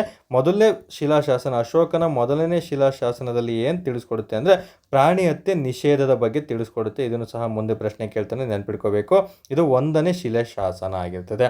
ಇನ್ನು ನಮಗೆ 2ನೇ ಶಿಲಾಶಾಸನದಲ್ಲಿ ಅಶೋಕನ ಬಗ್ಗೆ ನಮಗೆ ಏನು ತಿಳಿಸ್ಕೊಡುತ್ತೆ ಅಂತ ಕೇಳಿದರೆ ಇಲ್ಲಿ ಚೋಳರು ಮತ್ತು ಪಾಂಡ್ಯರ ಬಗ್ಗೆ ಮಾಹಿತಿ ಇದೆ. ಚೋಳರು ಮತ್ತು ಪಾಂಡ್ಯರ ಬಗ್ಗೆ ಮಾಹಿತಿ ಇರುವಂತಹ ಶಾಸನ ಯಾವುದು ಅಂತ ಕೇಳ್ತಾನೆ. ಅದು 2ನೇ ಅಶೋಕನ ಶಿಲಾಶಾಸನ ಆಗಿರುತ್ತೆ, ನೆನ್ಪಿಟ್ಕೋಬೇಕಾಗುತ್ತೆ ಸ್ನೇಹಿತರೆ. ಇನ್ನು ಮನುಷ್ಯರಿಗೆ ಮತ್ತೆ ಯಾರಿಗೆ ಮನುಷ್ಯರಿಗೆ ಮತ್ತು ಪ್ರಾಣಿಗಳಿಗೆ ವೈದ್ಯಕೀಯ ಸೌಲಭ್ಯ ದೊರಕಿಸಿಕೊಟ್ಟಂತಹ ಶಿಲಾಶಾಸನ. ವೈದ್ಯಕೀಯ ಸೌಲಭ್ಯದ ಬಗ್ಗೆ ಮಾಹಿತಿ ಕೊಟ್ಟಿರೋದು 2ನೇ ಶಿಲಾಶಾಸನದಲ್ಲಿರುತ್ತೆ, ನೆನ್ಪಿಟ್ಕೋಬೇಕು. ಇನ್ನು 3ನೇ ಶಿಲಾಶಾಸನ ಅಂತ ಬಂದಾಗ ತುಂಬಾ ಇಂಪಾರ್ಟೆಂಟು, ಯಾಕಂದರೆ ಅಶೋಕನ ಧಮ್ಮ ನೀತಿಗಳ ಬಗ್ಗೆ, ಅಶೋಕನ ಒಂದು ತುಂಬ ನೀತಿಗಳನ್ನು ಹೊರಡಿಸಿರ್ತಾನೆ, ಅದರಲ್ಲಿ ಧಮ್ಮದ ನೀತಿ ಅಂತ ನೆನ್ಪಿಟ್ಕೋಬೇಕು. ಈ ನೀತಿಗಳನ್ನು ಪ್ರಚಾರ ಮಾಡಿದ್ದ ಅಂತ ತಿಳಿಸ್ಕೊಡೋ ಶಾಸನ 3ನೇ ಶಾಸನ ಆಗಿರ್ತಾರೆ ಸ್ನೇಹಿತರೆ. ಇನ್ನು ಡೈರೆಕ್ಟ್ 5ನೇ ಶಿಲಾಶಾಸನ ತುಂಬಾ ಇಂಪಾರ್ಟೆಂಟು. ಇವನು ಬೌದ್ಧ ಧರ್ಮದ ಪ್ರಚಾರಕ ಆಗಿರ್ತಾನೆ, ನೆನ್ಪಿಟ್ಕೋಬೇಕು. ಅಶೋಕ ಯಾವ ಧರ್ಮವನ್ನು ಪ್ರಚಾರ ಮಾಡ್ದ ಅಂತ ಪ್ರಶ್ನೆ ಕೇಳ್ತಾನೆ. ಬೌದ್ಧ ಧರ್ಮದ ಪ್ರಚಾರಕ ಆಗಿರ್ತಾನೆ. ಬೌದ್ಧ ಧರ್ಮದ ಪ್ರಚಾರಕ ಅಂತ ಬಂದಾಗಿತ್ತ ಧರ್ಮ ಮಹಾಮಾತ್ರರೆಂಬ ಅಧಿಕಾರಿಗಳನ್ನು ವಿವಿಧ ದೇಶಗಳಿಗೆ ಕಳಿಸಿರ್ತಾನೆ. ಅದರಲ್ಲೂ ಯಾವ ದೇಶಗಳಿಗೆ ಯಾರನ್ನ ಕಳಿಸಿದ್ರು ಅಂತ ಪುಸ್ತಕದಲ್ಲಿ ಕೊಟ್ಟಿದ್ದಾರೆ, ಅದು ತುಂಬಾ ಇಂಪಾರ್ಟೆಂಟ್ ಆಗಿರುತ್ತೆ. ಮ್ಯಾಥ್ ದಿ ಫಾಲೋಯಿಂಗ್ ಕೇಳ್ತಾ ಬರ್ತಾನೆ, ನೀವು ಓದ್ಕೊಂಡಿರ್ಬೇಕು. ನಿಮಗೆ ಅದು ಇವತ್ತು ಟಾಸ್ಕ್ ಆಗಿರ್ತಾರೆ ಸ್ನೇಹಿತರೆ, ಹೋಮ್ ವರ್ಕ್ ಆಗಿರುತ್ತೆ, ನೆನ್ಪಿಟ್ಕೋಬೇಕು. 5ರಲ್ಲಿ ಧರ್ಮ ಮಹಾಮಾತ್ರರ ಬಗ್ಗೆ ತಿಳಿಸ್ಕೊಡ್ತಾ ಬರುತ್ತೆ. ನಂತರ ಡೈರೆಕ್ಟ್ ನಮಗೆ ತುಂಬಾ ಇಂಪಾರ್ಟೆಂಟು 11ನೇ ಶಿಲಾಶಾಸನ ಇಂಪಾರ್ಟೆಂಟ್ ಆಗಿರುತ್ತೆ. ಇಲ್ಲಿ ಧಾರ್ಮಿಕ ಕಾರ್ಯಗಳ ಬಗ್ಗೆ, ಇವನು ಮಾಡಿದಂತಹ ಧಾರ್ಮಿಕ ಕಾರ್ಯಗಳ ಬಗ್ಗೆ ತಿಳಿಸ್ಕೊಡುವಂತಹ ಶಿಲಾಶಾಸನ 11ನೇ ಶಿಲಾಶಾಸನ ಆಗಿರ್ತಾರೆ ಸ್ನೇಹಿತರೆ. ಇನ್ನು 13ನೇ ಬಂಡೆಗಲ್ಲು ಶಾಸನ ಅಥವಾ ಶಿಲಾಶಾಸನ ಅಂತಲೂ ಕರೀತಾರೆ ನೋಡಿ. ಶಿಲಾಶಾಸನ ಅಂದ್ರೂ ಒಂದೇ, ಬಂಡೆಗಲ್ಲು ಶಾಸನ ಅಂದ್ರೂ ಒಂದೇ. ಕಳಿಂಗ ಯುದ್ಧದ ಬಗ್ಗೆ ತಿಳಿಸ್ಕೊಡುತ್ತೆ.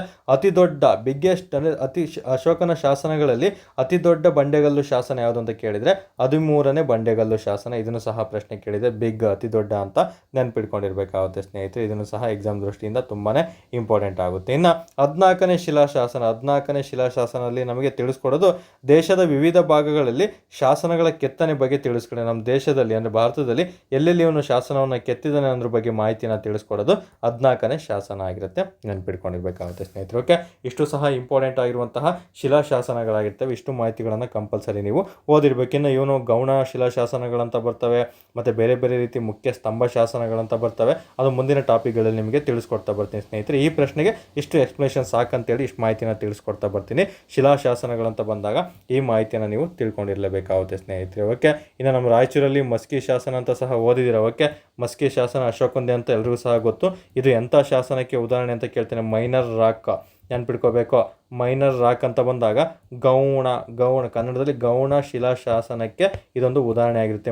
ರಾಯಚೂರಿನ ಮಸ್ಕಿ ಅಲ್ಲಿ ಕಂಡು ಬಂದಿರುವಂತಹ ಅಶೋಕನ ಶಾಸನ ಎಂಥ ಶಾಸನ ಅಂತ ಕೇಳಿದರೆ ಮೈನರ್ ರಾಕ್ ಅಂದರೆ ಗೌಣ ಶಿಲಾಶಾಸನಕ್ಕೆ ಉದಾಹರಣೆ ಆಗಿರುತ್ತೆ. ಇದನ್ನು ಸಹ ತುಂಬಾ ಇಂಪಾರ್ಟೆಂಟ್ ಆಗಿರ್ತಾರೆ ಸ್ನೇಹಿತರೆ. ಓಕೆ, ಮುಂದೆ ಇದ್ರ ಬಗ್ಗೆ ಹೇಳ್ತೀನಿ. ಮಸ್ಕಿ ಶಾಸನದ ಬಗ್ಗೆ ತುಂಬಾ ಮಾತಾಡೋದಿದೆ, ಮುಂದಿನ ಪ್ರಶ್ನೆಗಳಲ್ಲಿ ತಿಳಿಸ್ಕೊಡ್ತಾ ಬರ್ತೀನಿ. ಇಂದಿನ ಒಂದು ಇದಕ್ಕೆ ಉತ್ತರ ಬಿ ಆಗಿರುತ್ತೆ. ನಮ್ಮ ಮುಂದಿನ ಪ್ರಶ್ನೆ ನೋಡ್ತಾ ಬರೋಣ. ಓಕೆ, ಮುಂದಿನ ಪ್ರಶ್ನೆ ಸಂವಿಧಾನಕ್ಕೆ ಸಂಬಂಧಪಟ್ಟಿದ್ದು. ಇದು ಸಹ ಅಷ್ಟೇ PSI 1998 ಕೇಳಿದ ಸ್ನೇಹಿತರೆ. ಒಂದು ಸ್ವಲ್ಪ ಮಿಸ್ಟೇಕ್ ಆಗ್ಸಿದೆ, ಅಡ್ಜಸ್ಟ್ ಮಾಡ್ಕೊಳ್ಳಿ. ಓಕೆ, ಮೂಲಭೂತ ಹಕ್ಕುಗಳ ಪಟ್ಟಿಯಿಂದ ಸಂವಿಧಾನದಲ್ಲಿ ಆಸ್ತಿ ಹಕ್ಕುಗಳನ್ನು ತೆಗೆದುಹಾಕಿದ ತಿದ್ದುಪಡಿ ಯಾವುದು ಅಂತ ಪ್ರಶ್ನೆಯನ್ನು ಇಲ್ಲಿ ಕೇಳಲಾಗಿದೆ ಸ್ನೇಹಿತರೆ. ಇದು ತುಂಬಾ ಇಂಪಾರ್ಟೆಂಟು. ಓಕೆ, ಇಲ್ಲಿ ಅಂದರೆ ಮೂಲಭೂತ ಹಕ್ಕುಗಳಿದಾವಂತೆ. ಆ ಪಟ್ಟಿಯಲ್ಲಿ ಒಂದು ಆಸ್ತಿ ಹಕ್ಕು ಅಂತ ಒಂದು ಅಂಶ ಇತ್ತು, ಒಂದು ವಿಧಿ ಇತ್ತು. ಅದನ್ನು ತೆಗೆದು ಹಾಕಿದಂತಹ ತಿದ್ದುಪಡಿ ಯಾವುದು? ಯಾಕಂದರೆ ಮುಂಚೆ ನಮಗೆ ಆಸ್ತಿ ಹಕ್ಕು ಮೂಲಭೂತ ಹಕ್ಕು ಆಗಿತ್ತು ಸ್ನೇಹಿತರೆ. ಇತ್ತೀಚೆಗೆ ಇದನ್ನು ಕ್ಯಾನ್ಸಲ್ ಮಾಡಿದ್ದಾರೆ. ಇದೊಂದು ಮೂಲಭೂತ ಹಕ್ಕು ಅಲ್ಲ. ಇದನ್ನು ಯಾವ ಹಕ್ಕಿಗೆ ಸೇರ್ಪಡೆ ಮಾಡಿದ್ದಾರೆ ಅನ್ನೋದ್ರ ಮೇಲೆ ಪ್ರಶ್ನೆಯನ್ನು ಕೇಳಲಾಗಿದೆ. ಎಷ್ಟನೇ ತಿದ್ದುಪಡಿ ಮೂಲಕ ಇದನ್ನು ಸೇರ್ಪಡೆ ಮಾಡಿದ್ರು ಅಂತ ಪ್ರಶ್ನೆಯನ್ನು ಇಲ್ಲಿ ಕೇಳಲಾಗಿದೆ. ತುಂಬ ಸುಲಭವಾದಂತಹ ಪ್ರಶ್ನೆ, ತುಂಬ ಬಾರಿ ರಿಪೀಟ್ ಆಗಿರುವಂತಹ ಪ್ರಶ್ನೆ ಆಗಿರ್ತದೆ ಸ್ನೇಹಿತರೆ. ಓಕೆ, ನಮಗೆ ಮೂಲಭೂತ ಹಕ್ಕು ಅಂತ ಬಂದಾಗ, ಈ ಆಸ್ತಿ ಹಕ್ಕು ಅಂತ ಬಂದಾಗ ಸ್ವಲ್ಪ ಮಾಹಿತಿಗಳನ್ನು ನೀವು ತಿಳ್ಕೊಬೇಕಾಗುತ್ತೆ. ಮೂಲಭೂತ ಹಕ್ಕು ಅಂತ ಬಂದಾಗ ನಿಮಗೆಲ್ಲರೂ ಸಹ ಗೊತ್ತು, ಮೂಲಭೂತ ಹಕ್ಕನ್ನು ಸಂವಿಧಾನದ ಯಾವ ಒಂದು ಸಂವಿಧಾನಕ್ಕೆ ಯಾವ ಒಂದು ದೇಶದಿಂದ ಎರವಲು ಪಡೆಯಲಾಯಿತು ಅಂತ ಪ್ರಶ್ನೆ ಕೇಳ್ತಾನೆ.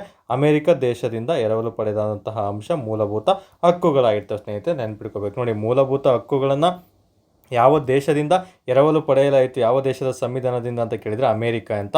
ಆ ಅಮೇರಿಕದಲ್ಲಿ ಸ್ಪೆಸಿಫಿಕ್ ಆಗಿ ಯಾವ ಭಾಗದಿಂದ ತಗೊಂಡ್ರು ಅಂತ ಪ್ರಶ್ನೆ ಕೇಳ್ತಾನೆ. Bill of rights ನೆನ್ಪಿಟ್ಕೋಬೇಕು.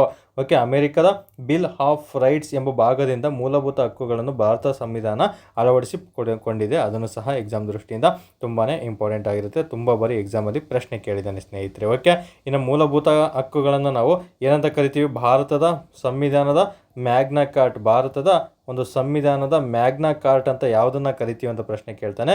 ಅದು ನಾವು ಮೂಲಭೂತ ಹಕ್ಕುಗಳು ಸ್ನೇಹಿತರೆ. ಸಿಂಪಲ್, ಎಮ್ ಇದೆ ನೋಡಿ, ಮ್ಯಾಗ್ನಾ ಕಾರ್ಟ್ ಮಾ ಅಂತ ಬರುತ್ತೆ, ಇಲ್ಲೂ ಮಾ ಅಂತ ಬರುತ್ತೆ, ಮೂಲಭೂತ ಹಕ್ಕುಗಳಂತ ನೀವು ಈಸಿಯಾಗಿ ನೆನಪಿಟ್ಕೊಂಡಿರ್ಬೋದು ಸ್ನೇಹಿತರೆ. ಇನ್ನು ಮೂಲಭೂತ ಹಕ್ಕುಗಳ ವಿಧಿಗಳು ಸಂವಿಧಾನದಲ್ಲಿ ಎಷ್ಟರಿಂದ ಎಷ್ಟು ಅಂತ ಕೇಳ್ತಾನೆ. ವಿಧಿ 12ರಿಂದ 35ರವರೆಗೆ ಸಂವಿಧಾನದಲ್ಲಿ ಮೂಲಭೂತ ಹಕ್ಕುಗಳ ಬಗ್ಗೆ ತಿಳಿಸ್ಕೊಡುತ್ತೆ ಸ್ನೇಹಿತರೆ. ಇನ್ನು ಸಂವಿಧಾನದ ಭಾಗ ಯಾವುದು ಅಂತ ಕೇಳ್ತಾನೆ. ಮೂಲಭೂತ ಹಕ್ಕುಗಳ ಬಗ್ಗೆ ತಿಳಿಸ್ಕೊಡುವಂಥ ಸಂವಿಧಾನದ ಭಾಗ ನೋಡಿ, ನೀವು ರೋಮನ್ ಅಂಕಿಯಲ್ಲೇ ಎಲ್ಲ ಭಾಗಗಳನ್ನು ಓದ್ಕೋಬೇಕು. ಸಂವಿಧಾನದಲ್ಲಿ ನೆನ್ನೆ ಕ್ಲಾಸಲ್ಲಿ ಆಲ್ರೆಡಿ ತಿಳಿಸ್ಕೊಡಿದ್ದೀನಿ, ಪಾರ್ಟ್ 5 ಕ್ಲಾಸಲ್ಲಿ ಏನಂತ ನಿಮಗೆ ಸಂವಿಧಾನದಲ್ಲಿ ಸಂವಿಧಾನದಲ್ಲಿ ಎಷ್ಟು ಯಾವುದೋ ಒಂದು ಭಾಗಗಳಿದ್ವು ಮತ್ತು ಅನುಸೂಚಿಗಳಿದ್ವು ಮತ್ತು ವಿಧಿಗಳಿದ್ವು ಅಂತ ಹೇಳಿದ್ನಲ್ಲ. ಆ ಭಾಗಗಳು ಮತ್ತು ಅನುಸೂಚಿಗಳನ್ನು ನೀವು ಕಡ್ಡಾಯವಾಗಿ ರೋಮನ್ ಅಂಕಿಗಳಲ್ಲಿ ಬಳಸ್ತಾ ಬರಬೇಕು. ಓಕೆ, ರೋಮನ್ ಅಂಕಿಗಳಲ್ಲಿ ನೀವು ತಿಳ್ಕೊಂಡಿರ್ಬೇಕಾಗುತ್ತೆ ಸ್ನೇಹಿತರೆ, ಯಾವ ಭಾಗ ಯಾವ್ದು ತಿಳಿಸ್ಕೊಡುತ್ತೆ ಅನ್ನೋದನ್ನ. ಈ ರೀತಿ ನಿಮಗೆ ಆಪ್ಷನ್ಗಳನ್ನು ಕೊಡ್ತಾ ಬರ್ತಾನೆ. ಸೊ ಸ್ಟಾರ್ಟಿಂಗ್ 8ರವರೆಗೂ 9ರವರೆಗೆ ಎಲ್ಲರೂ ಗೊತ್ತಿರುತ್ತೆ, ಬಟ್ 11, 12, 13, 14 ಕನ್ಫ್ಯೂಷನ್ ಆಗೋ ಚಾನ್ಸಸ್ ಇರುತ್ತೆ. ತುಂಬ ಕೇರ್ಫುಲ್ಲಾಗಿ ಓದ್ಕೋಬೇಕು. ನಮಗೆ ಮೂಲಭೂತ ಹಕ್ಕುಗಳ ಬಗ್ಗೆ ತಿಳಿಸ್ಕೊಡೋದು ಸಂವಿಧಾನದ ಭಾಗ 3 ಸ್ನೇಹಿತರೆ. ಸಿಂಪಲ್, ಮೂಲಭೂತ ಅಂತ 3 ಅಂತಿದೆಯಲ್ಲ, ಇಲ್ಲಿ 3 ಅಂತ ನೆನ್ಪಿಟ್ಕೊಟ್ರೆ ಭಾಗ 3ರಲ್ಲಿ ಇದು ತಿಳಿಸ್ಕೊಡುತ್ತೆ ಅಂತ ನೆನ್ಪಿಟ್ಕೋಬೇಕು. ನೋಡಿ, ಎಲ್ಲಿ ಜಾಸ್ತಿ ಓದೋಂಥ ರಿಸ್ಕ್ ತೊಗೋಬಾರ್ದು ನಾವು. ಎಲ್ಲಿ ತೀರಾ ಆಳವಾಗಿ ಓದಬೇಕು ಅಲ್ಲಿ ಮಾತ್ರ ಆಳವಾಗಿ ಓದ್ಕೋಬೇಕು. ಮಿಕ್ಕದಲ್ಲಿ ತುಂಬ ಟ್ರಿಕ್ಕಿಯಾಗಿ ನೀವು ಎಕ್ಸಾಮ್ಗಳಲ್ಲಿ ಆನ್ಸರ್ಗಳನ್ನು ಹುಡ್ಕೊಳ್ತಾ ಬರ್ಬೋದು ಸ್ನೇಹಿತರೆ. ಓಕೆ, ಈಗ ನಾವು ಪ್ರಶ್ನೆ ಅಂತ ಬಂದಾಗ, ಇನ್ನು ಮೂಲಭೂತ ಹಕ್ಕುಗಳಂತ ಬಂದಾಗ ತುಂಬ ಮಾಹಿತಿಗಳನ್ನು ನಿಮಗೆ ನೀಡಬೇಕು. ಬಟ್ ಅಷ್ಟನ್ನು ಸಹ ಇದರಲ್ಲಿ ಬೇಡ, ಮುಂದೆ ಪ್ರಶ್ನೆಗಳು ತುಂಬಾ ಬರ್ತವೆ ಮೂಲಭೂತ ಹಕ್ಕುಗಳಿಗೆ ಸಂಬಂಧಪಟ್ಟಂತೆ. ಪ್ರತಿ ಎಕ್ಸಾಮ್ಗಳಲ್ಲೂ ಪ್ರಶ್ನೆಯನ್ನು ಕೇಳಲಾಗಿದೆ ಸ್ನೇಹಿತರೆ. ಓಕೆ, ಇಲ್ಲಿ ತಿದ್ದುಪಡಿ ಬಗ್ಗೆ ಪ್ರಶ್ನೆ ಕೇಳಿದೆ. ಮೂಲಭೂತ ಹಕ್ಕಿಗೆ ಇಲ್ಲಿ ತಿದ್ದುಪಡಿ ಮಾಡಿದಾರಂತೆ.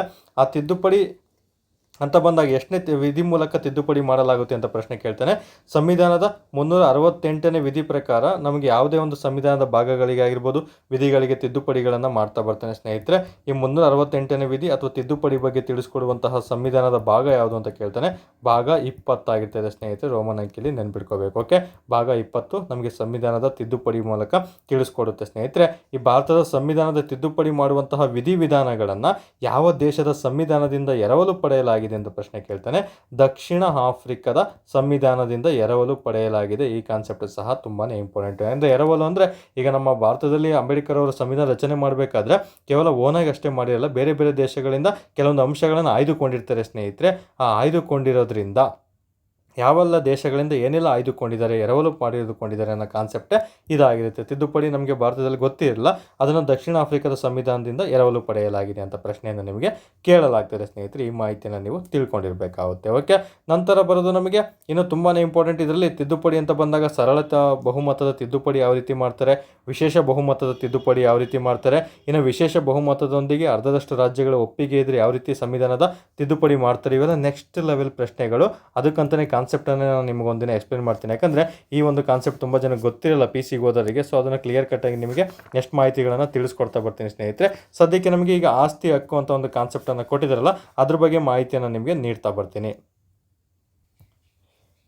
ಓಕೆ, ತಿದ್ದುಪಡಿ ಅಂತ ಬಂದಾಗ ನಮಗೆ ಎಷ್ಟು ತಿದ್ದುಪಡಿಗಳು ಇದುವರೆಗೆ ಆಲ್ಮೋಸ್ಟ್ 105ರಿಂದ 106 ತಿದ್ದುಪಡಿಗಳು ಮಾಡ್ತಾ ಬಂದಿದ್ದಾರೆ ಸ್ನೇಹಿತರೆ. ಅದರಲ್ಲಿ ನಮಗೆ ಒಂದು 42ನೇ ತಿದ್ದುಪಡಿ ಬರುತ್ತೆ. 42ನೇ ತಿದ್ದುಪಡಿ ಅಂತ ಬರುತ್ತೆ. ಈ ತಿದ್ದುಪಡಿಯಲ್ಲಿ ಫಸ್ಟ್ ಆಸ್ತಿ ಹಕ್ಕು ಮೂಲಭೂತ ಹಕ್ಕಿನಲ್ಲಿತ್ತು ಸ್ನೇಹಿತರೆ. ಆಸ್ತಿ ಹಕ್ಕು ಮೂಲಭೂತ ಹಕ್ಕಿನಲ್ಲಿತ್ತು. ಆ ಮೂಲಭೂತ ಹಕ್ಕಿನಲ್ಲಿದ್ದಾಗ ಈ ಆಸ್ತಿ ಹಕ್ಕನ್ನು, ಓಕೆ, ಇದು 42 ಅಲ್ಲ 44 ಹಕ್ಕಾಗಿರುತ್ತೆ. 44ನೇ ತಿದ್ದುಪಡಿಯ ಮೂಲಕ ನೆನ್ಪಿಟ್ಕೋಬೇಕು. 44ನೇ ತಿದ್ದುಪಡಿಯ ಮೂಲಕ ನಮಗೆ ಏನೆಲ್ಲ ಅಂಶಗಳನ್ನು ಇಲ್ಲಿ ಆಸ್ತಿ ಹಕ್ಕು ಬಗ್ಗೆ ತಿಳಿಸ್ಕೊಟ್ಟಿದ್ದಾರೆ. ಯಾಕಂದರೆ ಆಸ್ತಿ ಹಕ್ಕು ಈಗ ಆಲ್ರೆಡಿ ಹೇಳಿದೆ, ಸಂವಿಧಾನದಲ್ಲಿ ವಿಧಿಗಳೆಷ್ಟು, ಮೂಲಭೂತ ಹಕ್ಕುಗಳಲ್ಲಿ 12ರಿಂದ 35 ವಿಧಿಗಳಿದಾವೆ ಅಂತ ಹೇಳಿದೆ, 12ರಿಂದ 35ನೇ ವಿಧಿವರೆಗೂ. ಸೊ ಅದರಲ್ಲಿ ಒಂದು 31ನೇ ವಿಧಿ ಬರ್ತದೆ ಸ್ನೇಹಿತರೆ. 31ನೇ ವಿಧಿ ನಮಗೆ ಆಸ್ತಿ ಹಕ್ಕಿನ ಬಗ್ಗೆ ತಿಳಿಸ್ಕೊಡ್ತಾ ಬರುತ್ತೆ. ಸೊ ಆಸ್ತಿ ಹಕ್ಕು ಅಂತ ಬಂದಾಗ ನಮಗೆ ಮುಂಚೆ ಆಸ್ತಿ ಹಕ್ಕು ಮೂಲಭೂತ ಹಕ್ಕಾಗಿತ್ತು, ಬಟ್ ನಮಗೆ ಸಂವಿಧಾನದಲ್ಲಿ 44ನೇ ತಿದ್ದುಪಡಿ ಮಾಡ್ತಾ ಬಂದರು. 44ನೇ ತಿದ್ದುಪಡಿ ಮೂಲಕ ಈ ಆಸ್ತಿ ಹಕ್ಕನ್ನು ನಮಗೆ ಮೂಲಭೂತ ಹಕ್ಕಿನಿಂದ ಕೈ ಬಿಡಲಾಯಿತು ಸ್ನೇಹಿತರೆ, ಕೈ ಬಿಡಲಾಯಿತು, ನೆನ್ಪಿಟ್ಕೋಬೇಕು. ಓಕೆ, ಕೈ ಬಿಡಲಾಯಿತು. ಯಾಕಂದರೆ ಇದರಿಂದ ತೆಗೆದುಬಿಟ್ಟಿದ್ದ ಆಸ್ತಿ ಹಕ್ಕು ಮೂಲಭೂತ ಹಕ್ಕಲ್ಲ, ಇದೊಂದು ಕಾನೂನಿನ ಹಕ್ಕು ಅಂತ ಮಾಡ್ತಾ ಬರ್ತಾರೆ. ಕಾನೂನಿನ ಹಕ್ಕಾಗಿ ಇದನ್ನು ಸಂವಿಧಾನದ ವಿಧಿ 300A ವಿಧಿಗೆ ಸೇರಿಸ್ತಾ ಬರ್ತಾರೆ. ಇದು ತುಂಬಾ ಇಂಪಾರ್ಟೆಂಟು, ತುಂಬ ಬಾರಿ ಪ್ರಶ್ನೆ ಆಗಿದೆ. ಪ್ರಸ್ತುತ ಆಸ್ತಿ ಹಕ್ಕು ಎಲ್ಲಿದೆ ಅಂತ ಪ್ರಶ್ನೆ ಕೇಳ್ತಾನೆ. 300A ವಿಧಿಯಲ್ಲಿ ಸೇರ್ಪಡೆ ಆಗಿದೆ ಸ್ನೇಹಿತರೆ. ಎಕ್ಸಾಮ್ ದೃಷ್ಟಿಯಿಂದ ತುಂಬಾ ಇಂಪಾರ್ಟೆಂಟು. ಇದನ್ನು ಆಸ್ತಿ ಹಕ್ಕನ್ನು ಮೂಲಭೂತ ಹಕ್ಕಿನಿಂದ ಕಾನೂನು ಹಕ್ಕಾಗಿ ಮಾಡಿದಂಥ ಸಂವಿಧಾನದ ತಿದ್ದುಪಡಿ ಯಾವುದು ಅಂತ ಕೇಳ್ತಾನೆ. 44ನೇ ತಿದ್ದುಪಡಿ ಆಗಿರುತ್ತೆ.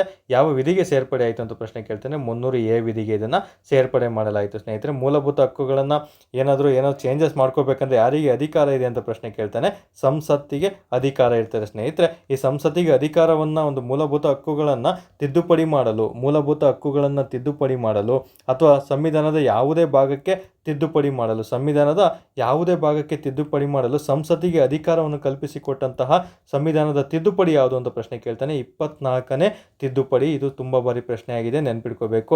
ಸಂವಿಧಾನದ ಯಾವುದೇ ಭಾಗಕ್ಕೆ ತಿದ್ದುಪಡಿ ಮಾಡುವಂಥ ಅಧಿಕಾರ ಸಂಸತ್ತಿಗೆ ನೀಡಿದ ಒಂದು ತಿದ್ದುಪಡಿ ಯಾವುದು ಅಂತ ಕೇಳಿದರೆ 24ನೇ ತಿದ್ದುಪಡಿ ಆಗಿರುತ್ತೆ. ಆಸ್ತಿ ಹಕ್ಕನ್ನು ಕಾನೂನಿನ ಹಕ್ಕಾಗಿ ಮಾಡಿದಂತಹ ತಿದ್ದುಪಡಿ 44ನೇ ತಿದ್ದುಪಡಿ ಆಗಿರುತ್ತೆ. ಕನ್ಫ್ಯೂಷನ್ ಮಾಡ್ಕೊಡೋದು. ಪ್ರಸ್ತುತ ಆಸ್ತಿ ಹಕ್ಕು ಅಂತ ಕೊಟ್ಬಿಟ್ಟು ನಿಮಗೆ ಮೂಲಭೂತ ಹಕ್ಕು, ಮೂಲಭೂತ ಕರ್ತವ್ಯದ ಹಕ್ಕು, ಕಾನೂನಿನ ಹಕ್ಕು ಈ ರೀತಿ ಆಪ್ಷನ್ ಕೊಡ್ತಾನೆ. ಈಗ ಕಾನೂನಿನ ಹಕ್ಕಾಗಿ ಅದು ಮಾರ್ಪಟ್ಟಿದೆ, ನೆನಪಿಟ್ಕೋಬೇಕಾಗುತ್ತೆ ಸ್ನೇಹಿತರೆ. ಇಷ್ಟೇ, ತುಂಬ ಸಿಂಪಲ್ ಆಗಿ ಇಲ್ಲಿ ಪ್ರಶ್ನೆಗಳನ್ನು ನಿಮಗೆ ಕೇಳಲಾಗ್ತಿದೆ. ಸೊ ಇಲ್ಲಿ ಹಾಗಾದರೆ ಈಗ ಪ್ರಶ್ನೆಯನ್ನು ನೋಡ್ತಾ ಬರೋದಾದರೆ ಇದಕ್ಕೆ ಸರಿ ಉತ್ತರ ಎಷ್ಟು? 44ನೇ ತಿದ್ದುಪಡಿ ಆಗಿರುತ್ತೆ, ನೆನ್ಪಿಟ್ಕೋಬೇಕು. ಇದನ್ನು ಸಹ ಎಕ್ಸಾಮಲ್ಲಿ ತುಂಬ ಬಾರಿ ಪ್ರಶ್ನೆ ಪದೇ ಪದೇ ಕೇಳಿರುವಂತಹ ಪ್ರಶ್ನೆ ಆಗಿರ್ತದೆ ಸ್ನೇಹಿತರೆ. ಓಕೆ, ಈ 44ನೇ ತಿದ್ದುಪಡಿ ಅಂತ ಬಂದಾಗ ಎಷ್ಟರಲ್ಲಿ ಆಯಿತು ಅಂತ ಪ್ರಶ್ನೆ ಕೇಳ್ತಾನೆ. 1978ರಲ್ಲಿ 44ನೇ ತಿದ್ದುಪಡಿ ಆಗಿರ್ತದೆ ಸ್ನೇಹಿತರೆ. ಮೊರಾರ್ಜಿ ದೇಸಾಯಿ ಸರ್ಕಾರ ಇರುತ್ತೆ, ಅವಾಗ ಆದಂತಹ ಒಂದು ತಿದ್ದುಪಡಿಯೇ 1978ರ ಒಂದು 44ನೇ ತಿದ್ದುಪಡಿ ಆಗಿರುತ್ತೆ. ಎಕ್ಸಾಮಲ್ಲಿ ತುಂಬ ಬಾರಿ ರಿಪೀಟ್ ಆಗಿದೆ, ತುಂಬ ಕೇರ್ಫುಲ್ಲಾಗಿ ಓದ್ಕೊಳ್ಳಿ. 42ನೇ ತಿದ್ದುಪಡಿ, 44ನೇ ತಿದ್ದುಪಡಿ ತುಂಬಾ ಇಂಪಾರ್ಟೆಂಟು. 42ನೇ ತಿದ್ದುಪಡಿ ಮಹತ್ವ ತುಂಬಾ ಇದೆ. ಇದನ್ನು ಮಿನಿ ಸಂವಿಧಾನ ಅಂತಲೇ ಕರಿತಾ ಬರ್ತಾನೆ. 42ನೇ ತಿದ್ದುಪಡಿಯನ್ನು ಮಿನಿ ಸಂವಿಧಾನ ಅಂತಲೇ ಕರಿತಾ ಬರ್ತಾನೆ. ಅದ್ರ ಬಗ್ಗೆ ಬೇರೆ ಒಂದು ಕ್ಲಾಸಲ್ಲಿ ನಿಮಗೆ ಮಾಹಿತಿಯನ್ನು ತಿಳಿಸ್ಕೊಡ್ತೀನಿ ಪ್ರಶ್ನೆ ಬಂದಾಗ. ಸೊ ಇಲ್ಲಿ 24ನೇ ತಿದ್ದುಪಡಿನೂ ಸಹ ಇಂಪಾರ್ಟೆಂಟು. ಮಾಹಿತಿಯನ್ನು ಇಲ್ಲಿ ನಿಮಗೆ ತಿಳಿಸ್ಕೊಡಿದ್ದೀನಿ. 24ನೇ ತಿದ್ದುಪಡಿ ಅಂದರೆ ಏನು ಅಂತ ತಿಳಿಸ್ಕೊಡಿದ್ದೀನಿ. ಇದನ್ನು ಸಹ ಪ್ರಶ್ನೆ ಕೇಳಲಾಗ್ತದೆ, ಕೇರ್ಫುಲ್ಲಾಗಿ ಓದ್ಕೊಂಡಿರ್ಬೇಕು ಸ್ನೇಹಿತರೆ. ಓಕೆ, ಇನ್ನು ಮುಂದಿನ ಪ್ರಶ್ನೆ ನೋಡ್ತಾ ಬರೋಣ. ಅದೇ ರೀತಿ ನಮಗೆ ಇನ್ನೊಂದು ಟಾಪಿಕ್ ಇಲ್ಲಿ ಹೇಳೋದು ಮರ್ತೋಯ್ತು ನನಗೆ. ಓಕೆ, ಇಲ್ಲಿ ನೋಡಿ, ಆಸ್ತಿ ಹಕ್ಕು ಅಂತ ಹೇಳಿದ್ನಲ್ಲ, ಸಂವಿಧಾನದಲ್ಲಿ 19ನೇ ವಿಧಿ ಅಂತ ಬರ್ತಿದೆ ಸ್ನೇಹಿತರೆ. ಇದು ಸ್ವಾತಂತ್ರ್ಯದ ಹಕ್ಕಿಗೆ ಸಂಬಂಧಪಟ್ಟಂತಹ ಒಂದು ವಿಧಿಯಾಗಿರುತ್ತೆ. ಇಲ್ಲಿ 19ರಲ್ಲಿ ಟೋಟಲ್ 6 ವಿಧಿಗಳು ಕಂಡು ಬರ್ತವೆ. ಮುಂಚೆ ನಮಗೆ 7 ವಿಧಿಗಳು ಕಂಡು ಬರ್ತಿದ್ವು. ಅಂದರೆ ಯಾವ ರೀತಿ ಅಂದರೆ 19/1, 19/2 ಅಥವಾ A ಅಥವಾ B ಆಗಿರ್ಬೋದು, C ಇಂದ ಹಿಡಿದು G ವರೆಗೂ ಇರ್ತಾ ಬರ್ತಿದ್ವು ಸ್ನೇಹಿತರೆ. ಅದರಲ್ಲಿ ಈ 19/F ವಿಧಿ ಅಂತ ಬರುತ್ತೆ. ಇದನ್ನು ಅಷ್ಟೇ ಆಸ್ತಿಗೆ ಸಂಬಂಧಪಟ್ಟಂತಹ ಒಂದು ವಿಧಿ ಆಗಿರುತ್ತೆ. ಇದನ್ನು ಅಷ್ಟೇ ಹೇಗೆ ನಮಗೆ 31ನೇ ವಿಧಿ ಪ್ರಕಾರ ತೆಗೆದ್ರಲ್ಲ ಮೂಲಭೂತ ಹಕ್ಕು ಅಲ್ಲ ಅಂತ, ಸೊ ಇದನ್ನು ಅಷ್ಟೇ 19ನೇ ವಿಧಿ ಮೂಲಭೂತ ಹಕ್ಕಿಗೆ ಸಂಬಂಧಪಟ್ಟಿದ್ದು. ಅಲ್ಲಿ ಹೇಳಿದ್ದೀನಿ 12ರಿಂದ 35ರೊಳಗೆ ಏನೇ ಬಂದ್ರೂ ಮೂಲಭೂತ ಹಕ್ಕಿಗೆ ಸಂಬಂಧಪಟ್ಟಂತೆ. ಹಾಗಾಗಿ 19F ವಿಧಿಯು ಆಸ್ತಿ ಹೊಂದುವ ಸ್ವಾತಂತ್ರ್ಯದ ಬಗ್ಗೆ ತಿಳಿಸ್ಕೊಡ್ತಾ ಇತ್ತು. ಇದನ್ನು ಅಷ್ಟೇ ಹೇಗೆ 31ನೇ ವಿಧಿ ಕ್ಯಾನ್ಸಲ್ ಮಾಡಿ 300A ತಲುಪಿಸಿದ್ರು ಅದನ್ನು, ಅದೇ ರೀತಿ 19F ವಿಧಿನೂ ಸಹ ಅದೇ ಸಂದರ್ಭದಲ್ಲಿ ರಿಮೂವ್ ಆಗ್ತಾ ಬರುತ್ತೆ. ಎಷ್ಟನೇ ತಿದ್ದುಪಡಿ? 44ನೇ ತಿದ್ದುಪಡಿ 1978ರಲ್ಲಿ ಇದನ್ನು ರದ್ದು ಮಾಡ್ತಾ ಬಂದು 300A ವಿಧಿಗೆ ಇದನ್ನು ಸೇರ್ಪಡೆ ಮಾಡ್ತಾ ಬರ್ತಾರೆ ಸ್ನೇಹಿತರೆ. ಈ ಕಾನ್ಸೆಪ್ಟನ್ನು ತಿಳ್ಕೊಂಡಿರ್ಬೇಕು. 2 ವಿಧಿಗಳು ಇಲ್ಲಿ ರದ್ದಾಗಿರ್ತದೆ. ಹಾಗಾಗಿ ಪ್ರಸ್ತುತ 19ನೇ ವಿಧಿಗಳು ಎಷ್ಟು ವಿಧಿಗಳನ್ನು ಒಳಗೊಂಡಿದೆ ಅಂತ ಕೇಳ್ತಾನೆ. ಸಬ್ ವಿಧಿಗಳು ಅಂದರೆ ಉಪವಿಧಿಗಳು ಅಂತ ಕೇಳಿದರೆ ಪ್ರಸ್ತುತ 6. ಮುಂಚೆ ಎಷ್ಟಿದ್ವು ಅಂತ ಕೇಳಿದರೆ, ಮೂಲ ಸಂವಿಧಾನದಲ್ಲಿ ಎಷ್ಟಿದ್ವು ಅಂತ ಕೇಳಿದರೆ 7 ಆಗಿರುತ್ತೆ. ಪ್ರಸ್ತುತ ಎಷ್ಟಿದೆ ಅಂತ ಕೇಳಿದರೆ 6 ಆಗಿರುತ್ತೆ. ಇದನ್ನು ಸಹ ಇಂಪಾರ್ಟೆಂಟ್ ಆಗಿರ್ತದೆ. ಓಕೆ, ಇನ್ನು ಮುಂದಿನ ಪ್ರಶ್ನೆ ನೋಡ್ತಾ ಬರೋಣ. ಓಕೆ, ಇಂದಿನ ಮುಂದಿನ ಪ್ರಶ್ನೆ ಸ್ಟ್ಯಾಟಿಕ್ GK ಪ್ರಶ್ನೆ ಆಗಿರುತ್ತೆ. ಸ್ಟ್ಯಾಟಿಕ್ GK ಹೇಳಿದ್ದೀನಿ. KSRP ಆಗಿರ್ಬೋದು, ಸಿವಿಲ್ ಆಗಿರ್ಬೋದು, ಒಂದು CRDR ಆಗಿರ್ಬೋದು, ಇವೆಲ್ಲದಕ್ಕೂ ಸಹ ಒಂದು ಸ್ಟ್ಯಾಟಿಕ್ GK ಮೇಲೆ ಪ್ರಶ್ನೆಗಳನ್ನು ನಿಮಗೆ PC ಎಕ್ಸಾಮ್ಗಳಲ್ಲಿ ಪದೇ ಪದೇ ರಿಪೀಟ್ ಆಗ್ತಾ ಬರ್ತವೆ. ಇವನ್ KPSCಯಲ್ಲೂ ಸಹ ಇಂಥ ಪ್ರಶ್ನೆಗಳನ್ನು ಕೇಳಲಾಗ್ತಿದೆ ಸ್ನೇಹಿತರೆ. ಓಕೆ, ನೋಡ್ತಾ ಬರೋಣ. ಮೊಳಕಾಲ್ಮೂರು ಏತಕ್ಕಾಗಿ ಪ್ರಸಿದ್ಧಿ ಪಡೆದಿದೆ? ಎಲ್ರಿಗೂ ಸಹ ಗೊತ್ತಿರುತ್ತೆ. ಮೊಳಕಾಲ್ಮೂರು ಅಂದ ತಕ್ಷಣ ನಮಗೆ ಏನು ನೆನಪು ಬರುತ್ತೆ? ರೇಷ್ಮೆ ಸ್ಯಾರಿಗಳೇ ನೆನಪು ಬರ್ತವೆ ಸ್ನೇಹಿತರೆ. ಸೊ ಮೊಳಕಾಲ್ಮೂರು ಏತಕ್ಕಾಗಿ ಪ್ರಸಿದ್ಧಿ ಪಡೆದಿದೆ ಅಂತ ಕೇಳ್ತಾನೆ. ರೇಷ್ಮೆಗಾಗಿ ಇದು ಪ್ರಸಿದ್ಧಿಯನ್ನು ಪಡ್ಕೊಳ್ತಾ ಬಂದಿರ್ತದೆ ಸ್ನೇಹಿತರೆ. ಓಕೆ, ಇಷ್ಟು ಸಹ ಮಾಹಿತಿಯನ್ನು ತಿಳ್ಕೊಂಡಿರಬೇಕಾಗುತ್ತೆ. ಮೊಳಕಾಲ್ಮೂರು ಅಂತ ಬಂದಾಗ ನಮಗೆ ರೇಷ್ಮೆಗೆ ಸಂಬಂಧಪಟ್ಟಿದ್ದು GI ಟ್ಯಾಗನ್ನು ಸಹ ಇದು ಪಡೆದಿದೆ ಸ್ನೇಹಿತರೆ. ಅದನ್ನು ಸಹ ಎಕ್ಸಾಮ್ ದೃಷ್ಟಿಯಿಂದ ಇಂಪಾರ್ಟೆಂಟ್ ಆಗಿರುತ್ತೆ. ನಂತರ GI ಟ್ಯಾಗ್ ಏನು ಅಂತ ಸ್ಟ್ಯಾಟಿಕ್ GK ಟಾಪಿಕ್ ಬಂದಾಗ ನಿಮಗೆ ಅಥವಾ ಎನ್ವೈರನ್ಮೆಂಟ್ ಟಾಪಿಕ್ ಬಂದಾಗ ತಿಳಿಸ್ಕೊಡ್ತಾ ಬರ್ತೀನಿ. ಸದ್ಯಕ್ಕೆ ಈ ಸ್ಟ್ಯಾಟಿಕ್ GK ಅಂತ ಬಂದಾಗ ಇಲ್ಲಿನ ಆಪ್ಷನ್ಗಳಿಗೆ ತುಂಬ ಮಾಹಿತಿಯನ್ನು ತಿಳ್ಕೊಬೇಕಾಗುತ್ತೆ. ರೇಷ್ಮೆಗಳನ್ನು ನಮಗೆ ಮೊಳಕಾಲ್ಮೂರು ಅಂತ ತಿಳ್ಕೊತಾ ಬರ್ತೀವಿ. ಈ ರೇಷ್ಮೆ ಅಂತ ಬಂದಾಗ ನಮಗೆ ರೇಷ್ಮೆ ಹುಳುವಿನ ಬಗ್ಗೆ ಮಾಹಿತಿಗಳನ್ನು ನೀವು ತಿಳ್ಕೊಂಡಿರಬೇಕಾಗುತ್ತೆ. ಇನ್ನು ಏಷ್ಯಾದ ಅತಿ ದೊಡ್ಡ ರೇಷ್ಮೆ ಮಾರುಕಟ್ಟೆ ಎಲ್ಲಿದೆ ಅಂತ ಪ್ರಶ್ನೆ ಕೇಳ್ತೇನೆ. ರಾಮನಗರ. ಓಕೆ, ರಾಮನಗರ ಜಿಲ್ಲೆಯಲ್ಲಿ ಏಷ್ಯಾದ ಅತಿ ದೊಡ್ಡ ಮಾರುಕಟ್ಟೆ ಇದೆ ಸ್ನೇಹಿತರೆ, ರೇಷ್ಮೆ ಮಾರುಕಟ್ಟೆ. ನೆನ್ಪಿಟ್ಕೊಂಡಿರಬೇಕಾಗುತ್ತೆ. ಇದನ್ನು ಸಹ ಎಕ್ಸಾಮಲ್ಲಿ ತುಂಬ ಬಾರಿ ಪ್ರಶ್ನೆ ಕೇಳಿದ್ದೇನೆ. ಇನ್ನು ರೇಷ್ಮೆ ಬಗ್ಗೆ ಮಾಹಿತಿಯನ್ನು ತಿಳಿಸ್ಕೊಡೋದು ನಮಗೆ ಒಂದು ಸಿರಿಕಲ್ಚರ್ ಆಗಿರುತ್ತೆ. ಸಿರಿಕಲ್ಚರ್ ಬಗ್ಗೆ ತಿಳಿಸ್ಕೊಡುವಂತಹ ಒಂದು ಅಧ್ಯಯನ ಅಥವಾ ರೇಷ್ಮೆ ಬಗ್ಗೆ ಅಧ್ಯಯನಕ್ಕೆ ಏನೆಂದು ಕರೀತಾರೆ ಅಂತ ಪ್ರಶ್ನೆ ಕೇಳ್ತಾನೆ. ಸಿರಿಕಲ್ಚರ್ ಆಗಿರ್ತಾರೆ ಸ್ನೇಹಿತರೆ. ಇನ್ನು ಸಿಲ್ವಿ ಕಲ್ಚರ್ ಅಂತ ಬರುತ್ತೆ.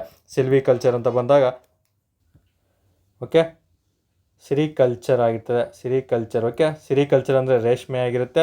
ಸಿಲ್ವಿ ಕಲ್ಚರ್ ಅಂದರೆ ಅರಣ್ಯಕ್ಕೆ ಸಂಬಂಧಪಟ್ಟಂತೆ. ಅರಣ್ಯ ಅಂದರೆ ಯಾವ ರೀತಿ ಅಂದರೆ ಈ ಅರಣ್ಯ ಕೃಷಿಯ ವಿವಿಧ ಅಗತ್ಯತೆಗಳು ಮತ್ತು ಮೌಲ್ಯಗಳನ್ನು ಪೂರೈಸಲು ಕಾಡುಗಳ ಬೆಳವಣಿಗೆಗಳ ಬಗ್ಗೆ ಒಂದು ಕೆಲವೊಂದು ಟೆಕ್ನಾಲಜಿಗಳನ್ನು ಕಾಡುಗಳನ್ನು ಬೆಳೆಸೋದಕ್ಕೋಸ್ಕರ ಯೂಸ್ ಮಾಡ್ತಾರೆ ಸ್ನೇಹಿತರೆ. ಆ ಟೆಕ್ನಾಲಜಿಗೆ ಸಿಲ್ವಿ ಕಲ್ಚರ್ ಅಂತ ನಾವು ಕರಿತಾ ಬರ್ತೀವಿ. ಈ ಮಾಹಿತಿಯನ್ನು ಸಹ ನೀವು ತಿಳ್ಕೊಂಡಿರಬೇಕಾಗುತ್ತೆ. ಇದೊಂದು ಕಲೆ ಮತ್ತು ವಿಜ್ಞಾನ. ಅಂದರೆ ತುಂಬ ಗುಣಮಟ್ಟವಾದಂತಹ ಕಾಡುಗಳ ಬೆಳವಣಿಗೆಗೆ ಅಥವಾ ಅರಣ್ಯಗಳ ಬೆಳವಣಿಗೆಗೆ ಸಹಕರಿಸುವಂಥ ಒಂದು ತಂತ್ರಜ್ಞಾನಕ್ಕೆ ಸಿಲ್ವಿ ಕಲ್ಚರ್ ಅಂತ ಕರಿತಾ ಬರ್ತೀವಿ. ಈ ಮಾಹಿತಿಯನ್ನು ಸಹ ತಿಳ್ಕೊಂಡಿರಬೇಕು. ಸಿರಿಕಲ್ಚರ್, ಸಿಲ್ವಿ ಕಲ್ಚರ್ಗೆ ಯಾವುದೇ ಕಾರಣಕ್ಕೂ ಕನ್ಫ್ಯೂಷನ್ ಮಾಡ್ಕೋಬಾರ್ದು. ಇನ್ನು ಭತ್ತ ಅಂತ ಬಂದಾಗ ಅತಿ ಹೆಚ್ಚಾಗಿ ಭತ್ತ ಅಂತ ಬಂದಾಗ ರಾಯಚೂರಲ್ಲಿ ಬೆಳೀತಾ ಬರ್ತಾರೆ.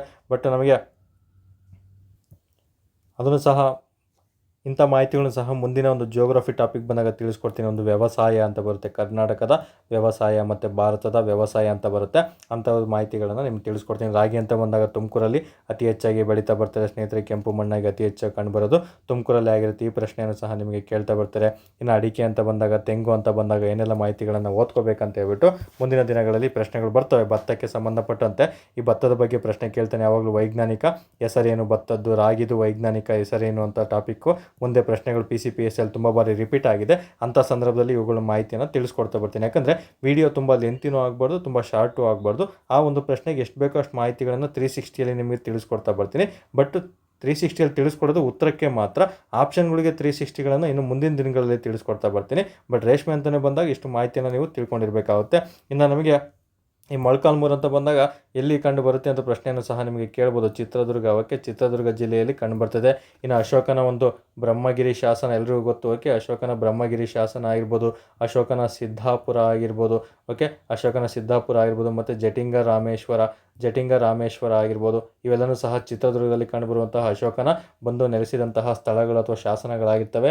ನೆನ್ಪಿಟ್ಕೋಬೇಕು. ಓಕೆ, ಚಿತ್ರದುರ್ಗದಲ್ಲಿ ಈ ಕೆಳಗಿನ ಯಾವ ಶಾಸನ ಕಂಡುಬರಲ್ಲ ಅಶೋಕನಿಗೆ ಸಂಬಂಧಪಟ್ಟಂತೆ ಅಂತ ಪ್ರಶ್ನೆ ಕೇಳ್ತಾನೆ. ಸೊ ಇಷ್ಟು ಮಾಹಿತಿಗಳನ್ನು ನೀವು ತಿಳ್ಕೊಂಡಿರಬೇಕಾಗುತ್ತೆ ಸ್ನೇಹಿತರೆ. ಇನ್ನು ಚಿತ್ರದುರ್ಗ ಅಂತ ಬಂದಾಗ ಜಿಯೋಗ್ರಫಿಗೆ ಸಂಬಂಧಪಟ್ಟಂತೆ ಚಿತ್ರದುರ್ಗದಲ್ಲಿ ಒಂದು ಇಂಗದಾಳು ಅಂತ ಒಂದು ಪ್ರದೇಶ ಬರುತ್ತೆ. ಯಾವುದು? ಒಂದು ಇಂಗಳದಾಳು. ಓಕೆ, ಇಂಗಳದಾಳ ಅಥವಾ ಇಂಗಳದಾಳು ಅಂತ ಪ್ರಶ್ನೆ ಕೇಳ್ತಾರೆ. ಇದು ತಾಮ್ರಕ್ಕೆ ಪ್ರಸಿದ್ಧಿ ಪಡೆದಿರುವಂತಹ ಒಂದು ಸ್ಥಳ. ಇಂಗಳದಾಳು ಯಾವುದಕ್ಕೆ ಪ್ರಸಿದ್ಧಿ ಪಡೆದಿದೆ ಅಂತ ಪ್ರಶ್ನೆ ಕೇಳ್ತಾನೆ. ತಾಮ್ರಕ್ಕೆ ಪ್ರಸಿದ್ಧಿ ಪಡೆದಿದೆ. ಅದೆಲ್ಲಿದೆ ಅಂತ ಪ್ರಶ್ನೆ ಕೇಳ್ತಾನೆ. ಚಿತ್ರದುರ್ಗ ಜಿಲ್ಲೆಯಲ್ಲಿದೆ ಸ್ನೇಹಿತರೆ, ನೆನ್ಪಿಟ್ಕೋಬೇಕಾಗುತ್ತೆ. ಇನ್ನು ಜೋಗಿಮಟ್ಟಿ ಎಲ್ರಿಗೂ ಸಹ ಗೊತ್ತು. ಜೋಗಿಮಟ್ಟಿ ಚಿತ್ರದುರ್ಗದಲ್ಲಿ ಕಂಡುಬರುತ್ತೆ. ಇದು ಪವನ ಶಕ್ತಿಗೆ ಸಂಬಂಧಪಟ್ಟಂತೆ ವಿಂಡ್ ಎನರ್ಜಿಗೆ ಸಂಬಂಧಪಟ್ಟಂತೆ ಜೋಗಿಮಟ್ಟಿ ಕಂಡುಬರೋದು ಚಿತ್ರದುರ್ಗದಲ್ಲಿ. ಇದೊಂದು ಪವನ ಶಕ್ತಿಗೆ ಉದಾಹರಣೆಯಾಗಿದೆ. ನೆನ್ಪಿಟ್ಕೋಬೇಕು. ಇದನ್ನು ಸಹ ಪ್ರಶ್ನೆ ತುಂಬ ಬಾರಿ ರಿಪೀಟ್ ಆಗಿದೆ ಸ್ನೇಹಿತರೆ. ಸೊ ಯಾವ ರೀತಿ ಆದರೂ ನಿಮಗೆ ಪ್ರಶ್ನೆಗಳನ್ನು ಕೇಳ್ತಾ ಬನ್ನಿ, ತುಂಬ ಸುಲಭವಾಗಿ ಓದ್ತಾ ಬರಬೇಕಾಗುತ್ತೆ ನೀವು. ಓಕೆ, ಇದಕ್ಕೆ ಸರಿ ಉತ್ತರ ರೇಷ್ಮೆ ಆಗಿರುತ್ತೆ. ಇದೊಂದು ಸ್ಟ್ಯಾಟಿಕ್ GK ಪ್ರಶ್ನೆ ಆಗಿರೋದ್ರಿಂದ ಸ್ವಲ್ಪ ಇನ್ಫಾರ್ಮೇಷನ್ ಮಾತ್ರ ಇಲ್ಲಿ ಕೊಡ್ತಾ ಬರ್ತೀನಿ. ಮುಂದಿನ ದಿನಗಳಲ್ಲಿ ಬೇರೆ ಇದಕ್ಕೆ ಉತ್ತರವನ್ನು ಕೊಡ್ತಾ ಬರ್ತೀನಿ ಸ್ನೇಹಿತರೆ. ಓಕೆ, ಇನ್ನು ಮುಂದಿನ ಪ್ರಶ್ನೆ ಯಾವುದಾಗಿರುತ್ತೆ? ಮೆಂಟಾಲಿಟಿ. ಓಕೆ, ನಿಮ್ಗೆ ಯಾವುದೇ ಟಾಪಿಕ್ ಅಂತ ಬಂದಾಗ ಒಂದು ಪ್ರತಿದಿನ ಸಾಲ್ವ್ ಮಾಡಬೇಕಾದ್ರೆ ಒಂದು ಮೆಂಟಾಲಿಟಿ ಟಾಪಿಕನ್ನೇ ತೊಗೊಂಡು ನಿಮಗೆ ಎಕ್ಸ್ಪ್ಲೇನ್ ಮಾಡ್ತಾ ಬರ್ತೀನಿ. ಓಕೆ, ಇಂದಿನ ಮಾನಸಿಕ ಸಾಮರ್ಥ್ಯದ ಪ್ರಶ್ನೆ ಅಂತ ಬಂದಾಗ ಗೋಡೆಯೊಂದರ ನಿರ್ಮಾಣ ಕಾರ್ಯವನ್ನು 10 ಜನರು 8 ದಿನಗಳಲ್ಲಿ ಸಾಧಿಸಬಹುದು ಅಂತ ಪ್ರಶ್ನೆ ಕೇಳಿದ್ದಾನೆ. ಅದೇ ಕೆಲಸವನ್ನು ಅರ್ಧ ದಿನಗಳಲ್ಲಿ ಮಾಡಲು ಬೇಕಾಗುವಂಥ ಕೆಲಸಗಾರರ ಸಂಖ್ಯೆ ಎಷ್ಟು ಅಂತ ಕೇಳಿದ್ದಾನೆ. ಇಲ್ಲಿ ಒಂದು ಜನರು, ಕೆಲಸದ ಬಗ್ಗೆ ಆಗಿರ್ಬೋದು, ಓಕೆ, ಸಮಯ, ದೂರದ ಬಗ್ಗೆ ಆಗಿರ್ಬೋದು. ಓಕೆ, ಈ ರೀತಿ ಪ್ರಶ್ನೆಗಳನ್ನು ನಿಮಗೆ ಕೇಳಲಾಗ್ತದೆ ಸ್ನೇಹಿತರೆ. ಈ ರೀತಿ ಪ್ರಶ್ನೆಗಳನ್ನು ತುಂಬ ಸುಲಭವಾಗಿ ಓದ್ಕೊಂಡೋಗಿ ನೋಡಿ. ಎಕ್ಸಾಮಲ್ಲಿ ನಿಮಗೆ ನೆಕ್ಸ್ಟ್ ಪ್ರಶ್ನೆ PC ಕೇಳಿದ್ದಾನೆ ಅಂದರೆ ಇಲ್ಲಿ ವ್ಯಾಲ್ಯೂಸ್ ಚೇಂಜ್ ಮಾಡ್ತಾನೆ ಅಷ್ಟೇ. 5 ಜನರು 8 ದಿನಗಳಲ್ಲಿ ಸಾಧಿಸಬಹುದಾದರೆ ಒಂದು 4 ದಿನಗಳಲ್ಲಿ ಅಥವಾ 3 ದಿನಗಳಲ್ಲಿ ಎಷ್ಟು ಮಾಡಬಹುದು ಅಂತ ನಿಮಗೆ ಜಸ್ಟ್ ವ್ಯಾಲ್ಯೂಸ್ ಅಷ್ಟೇ ಅವ್ರು ಚೇಂಜ್ ಮಾಡ್ತಾ ಬರ್ತಾರೆ. ಸೊ ಇದೇ ರೀತಿ ಪ್ರಾಬ್ಲಮನ್ನು ನಿಮಗೆ ಕೇಳ್ತಾ ಬರ್ತಾನೆ. ತುಂಬ ಕ್ಲಿಯರ್ ಕಟ್ಟಾಗಿ ನೀವು ಕಾನ್ಸೆಪ್ಟನ್ನು ತಿಳ್ಕೊಂಡು ಓದಲ್ಲಿ ಈಸಿಯಾಗಿ ಉತ್ತರಿಸ್ತಾ ಬರ್ಬೋದು ಸ್ನೇಹಿತರೆ. ಓಕೆ, ನಾನು ಆಲ್ರೆಡಿ ಹೇಳಿದ್ದೀನಿ ಮಾನಸಿಕ ಸಾಮರ್ಥ್ಯ ಅಂತ ಹೇಳ್ಬಿಟ್ಟು ನಾನು ಮೆಂಟಾಲಿಟಿ ಥರ ನಿಮಗೆ ಎಕ್ಸ್ಪ್ಲೈನ್ ಮಾಡ್ತಾ ಹೋಗಲ್ಲ. ನನಗೇನು ನಾಲೆಡ್ಜ್ ಇದೆ, ನಾನು ಯಾವ ರೀತಿ ಓದಿರ್ತೀನಿ ಅದೇ ರೀತಿಯೇ ನಾನು ನಿಮಗೆ ಮಾರ್ಗದರ್ಶನವನ್ನು ನೀಡ್ತಾ ಬರ್ತೀನಿ ಸ್ನೇಹಿತರೆ. ಆ ಕಾನ್ಸೆಪ್ಟು ಆ ರೀತಿ ಹೇಳುವಂಥ ಸ್ಟೈಲ್ ಇಷ್ಟ ಆಯ್ತು ಅಂದರೆ ನೀವು ಅದನ್ನೇ ಕಂಟಿನ್ಯೂ ಮಾಡ್ತಾ ಬರ್ಬೋದು ಸ್ನೇಹಿತರೆ. ಯಾಕಂದರೆ ನಾನೇನೋ ಒಂದು ಮೆಂಟಾಲಿಟಿಲಿ ಪರಿಣಿತನೇನು ಹೊಂದಿಲ್ಲ, ಬಟ್ ನನಗೆ ಗೊತ್ತಿರುವಂಥ ಮಾಹಿತಿಗಳನ್ನು ಇಲ್ಲಿ ಶೇರ್ ಮಾಡ್ತಾ ಬರ್ತೀನಿ. ಓಕೆ, ಇಲ್ಲಿ ತುಂಬ ಸಿಂಪಲ್. ಈ ರೀತಿ ಪ್ರಶ್ನೆ ಕೊಟ್ಟಾಗ ನೀವು ಮೊದಲು ಯಾವ ರೀತಿ ಬರ್ಕೋಬೇಕಂದ್ರೆ ಜನರು ಮತ್ತು ಕೆಲಸ ಅಂತ ಒಂದು ಟಾಪಿಕ್ ಅಂತ ಬರುತ್ತೆ. ಕೆಲಸ ಮತ್ತು ಇದಂತ ಸಮಯ ಮತ್ತು ದೂರ ಆಗಿರ್ಬೋದು. ಓಕೆ, ಕೆಲಸದ ಬಗ್ಗೆ ಆಗಿರ್ಬೋದು. ಪ್ರಶ್ನೆಗಳನ್ನು ಮೆಂಟಾಲಿಟಿಲಿ ಕೇಳಿದಾಗ ಫಸ್ಟ್ ಈ ರೀತಿ ಪ್ರಶ್ನೆ ಬಂದ ತಕ್ಷಣ ಇಲ್ಲಿ ಏನು ಕೊಟ್ಟಿದ್ದಾರೆ ಅದನ್ನು ಸಿಂಪಲಾಗಿ ಬರೆದಿಟ್ಕೋಬೇಕು. ತುಂಬ ಕಾಂಪ್ಲಿಕೇಟೆಡಾಗೂ ಬರಿಕೊಳ್ತಾ ಹೋಗಬಾರ್ದು. ಓಕೆ, ಗೋಡೆಯೊಂದರ ನಿರ್ಮಾಣ ಕಾರ್ಯವನ್ನು 10 ಜನರು ಅಂತ ಕೊಟ್ಟಿದ್ದಾರೆ. ಸೊ ಎಷ್ಟು ಮೊದಲು ಯಾವ್ದು ಕೊಟ್ಟಿದ್ದಾರೆ ಅದನ್ನೇ ಬರ್ಕೊಳ್ಳಿ, ಜನರು ಅಂತ ಬರ್ಕೋಬೇಕು. ಓಕೆ, ಜನರು ಅಂತ ಬರೆದಿಟ್ಕೋಬೇಕು. 8 ದಿನಗಳಲ್ಲಿ, ಕೆಲವೊಮ್ಮೆ 8 ಅನ್ನೋದನ್ನ ಈ ರೀತಿ ಕೊಟ್ಬಿಡ್ತಾನೆ, 8 ಅಂತ ಕೊಟ್ಟಿರಲ್ಲ, ಕನ್ಫ್ಯೂಷನ್ ಮಾಡ್ಕೋಬಾರ್ದು. 8 ದಿನಗಳಲ್ಲಿ ಅಂತೆ. ಓಕೆ, ನೆಕ್ಸ್ಟ್ ಯಾವ್ದು ಕೊಟ್ಟಿದ್ದಾನೆ, ದಿನ ಅಂತ ಕೊಟ್ಟಿದ್ದಾನೆ. ಸೊ ಜನರು ಎಷ್ಟು ಜನ, 10 ಜನ ಅಂತ ಜನರ ಕೆಳಗೆ ಬರ್ಕೋಬೇಕು. ದಿನಗಳು ಎಷ್ಟು ಕೊಟ್ಟಿದ್ದಾನೆ, 8 ದಿನಗಳು ಅಂತ ಬರೆದಿಟ್ಕೋಬೇಕು. ಇಲ್ಲಿ ಇಂಟು ಹಾಕೋದನ್ನ ಮರಿಬಾರ್ದು. ನೀವು ಇಂಟು ಒಂದು ಹಾಕ್ಬಿಟ್ರೆ ಮುಗಿದೋಯ್ತು, ನಿಮಗೆ ಪ್ರಾಬ್ಲಮ್ಮು ಸಾಲ್ವ್ ಆಯಿತು ಅಂತ ಅರ್ಥ. ಓಕೆ, ಹಾಗಾದರೆ ನೆಕ್ಸ್ಟು ಅದೇ ಕೆಲಸವನ್ನು ಅರ್ಧ ದಿನಗಳಲ್ಲಿ ಮಾಡಲು ಬೇಕಾಗುವಂಥ ಕೆಲಸರ ಸಂಖ್ಯೆ. ಓಕೆ, ಕೆಲಸಗಾರರ ಸಂಖ್ಯೆ ಎಷ್ಟು ಅಂತ ಕೇಳಿದ್ರು. ಒಂದು ಗೋಡೆ ನಿರ್ಮಾಣ ಮಾಡೋಕ್ಕೆ 10 ಜನರು 8 ದಿನ ತಗೊಳ್ತಾರೆ ಅಂತೆ.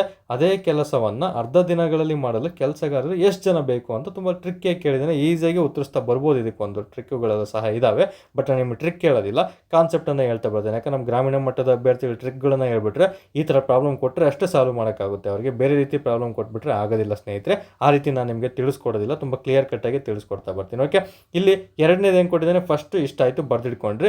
ನೆಕ್ಸ್ಟ್ ಕೆಲಸವನ್ನು ಯಾವ ರೀತಿ ಮಾಡ್ಬೋದು ಅಂತ ಕೊಟ್ಟಿದ್ದಾನಲ್ಲ, ಅದೇ ಕೆಲಸವನ್ನು ಅರ್ಧ ದಿನಗಳಲ್ಲಿ ಮಾಡಲು ಬೇಕಾಗುವಂಥ ಕೆಲಸಗಾರರ ಸಂಖ್ಯೆ, ಅಂದರೆ ಜನರ ಸಂಖ್ಯೆ ಎಷ್ಟು ಬೇಕು, ಅರ್ಧ ದಿನದಲ್ಲಿ ಮುಗಿಸ್ತೀನಿ ಅಂತ ಹೇಳಿದರೆ. ಸೊ ಇಲ್ಲಿ ಜನರ ಸಂಖ್ಯೆ ಕೊಟ್ಟಿಲ್ಲ, ಈ ರೀತಿ ಕ್ವಶನ್ ಮಾರ್ಕ್ ಹಾಕೋಬೇಕು ನೀವು. ನಂತರ ನಮಗೆ ಇಂಟು ಹಾಕೊಂಡ್ಬಿಟ್ಟು ಎಷ್ಟು ದಿನ ಅಂತ ಕೊಟ್ಟಿದ್ದಾನೆ, ಅರ್ಧ ದಿನದಲ್ಲಿ ಯಾವ ರೀತಿ ಮುಗಿಸ್ಕೋಬೋದು ಅಂತ ಪ್ರಶ್ನೆಯಲ್ಲಿ ಕೇಳಲಾಗಿದೆ. ತುಂಬ ಸಿಂಪಲಾಗಿ ಇದಕ್ಕೆ ಉತ್ತರ ನಾನು ಹೇಳಿದ್ನಲ್ಲ ನಿಮಗೆ, ಮೆಂಟಾಲಿಟಿ ಅಂತ ಬಂದಾಗ ಇಂಟು ಡಿವೈಡು ಪ್ಲಸ್ಸು ಮೈನಸ್ ಮಾಡೋದು ಬಂತಂದರೆ ನಾನು ಆಲ್ಮೋಸ್ಟ್ PC ನಿಮ್ಗೆ ಏನು ಬೇಕು ಅಷ್ಟು ಮೆಂಟಾಲಿಟಿ ಈಸಿಯಾಗಿ ಮಾಡಿಸ್ತಾ ಬರ್ತೀನಿ ಸ್ನೇಹಿತರೆ ನಿಮ್ಮಲ್ಲಿ. ಓಕೆ, ಈಗ ಮಾಹಿತಿಯನ್ನು ನೋಡ್ತಾ ಬರೋಣ. ಇಲ್ಲಿ ನಮಗೆ 10 × 8 ಯಾಗಿದೆಯೋ ಅದೇ ರೀತಿಯೇ ಬರೆದಿಟ್ಕೊಳ್ಳಿ. ನಂತರ ಇಲ್ಲಿ ಇಂಟು ಮಾರ್ಕ್ ಇದೆ, ಇಂಟುನೇ ಹಾಕೊಳ್ಳಿ. ನಿಮಗೆ ಕನ್ಫ್ಯೂಷನ್ ಆಯ್ತಲ್ಲ, ಹಾಕೊಂಡ್ಲೇನೂ ನಡೆಯುತ್ತೆ. ಆಫ್ ಅಂತ ಹಾಕೊಂಬಿಡಿ. ಓಕೆ, ಆಫ್ ಹಾಕೊಂಡ್ರಾ. ಓಕೆ, ಈ ರೀತಿ ಪ್ರಾಬ್ಲಮ್ ಕೊಟ್ಟಾಗ ಯೂಶಲಿ ನಮ್ಮ ಗ್ರಾಮೀಣ ಮಟ್ಟದ ಅಭ್ಯರ್ಥಿಗಳಲ್ಲಿ 2 ಇತ್ತಂದರೆ ಈಸಿಯಾಗಿ ಸಾಲ್ವ್ ಮಾಡ್ತಾಯಿದ್ರಿ, ಬಟ್ ಆ ರೀತಿ ಸಾಲ್ವ್ ಮಾಡೋಕ್ಕೆ ಹೋಗ್ಬಾರ್ದು. ಓಕೆ, ಇಲ್ಲಿ ನಮ್ಮ ತುಂಬ ಸಿಂಪಲಾಗಿ ಓದ್ಕೋಬೇಕಂದ್ರೆ ಈಗ 10 × 8 ಎಷ್ಟಪ್ಪ, 80 ಆಯಿತು, ಬರೆದಿಟ್ಕೊಂಬಿಡಿ, ಕನ್ಫ್ಯೂಷನ್ ಮಾಡ್ಕೊಳಕ್ಕೆ ಹೋಗ್ಬೇಡಿ. ಸೊ ಅದೇ ರೀತಿಯಲ್ಲಿ ಇಲ್ಲಿ 1/2 ಇದೆ. ಈಗ ಇದನ್ನು ಕ್ವಶನ್ ಮಾರ್ಕ್ ಇರೋದನ್ನ ಬಿಟ್ಬಿಡಿ, ನಾವು ಅದನ್ನೇ ಕಂಡುಹಿಡಿಬೇಕಾಗಿರೋದು. 1/2 ಅಂತ ಆಯ್ತಲ್ಲ. ಸೊ ಇಲ್ಲಿ ಜಸ್ಟ್ ನಮಗೆ ಅಭ್ಯರ್ಥಿಗಳಿಗೆ ಕನ್ಫ್ಯೂಷನ್ ಆಗಬಾರ್ದು ಅಂತ ಹೇಳ್ತೀನಿ. ಜಸ್ಟ್ 2 ಅಂತಿದ್ದೀರಿ, ಡಿವೈಡ್ ಮಾಡಿಬಿಡೋದಾಯಿತು, 40 ಅಂತ ಬಂದುಬಿಡುತ್ತೆ.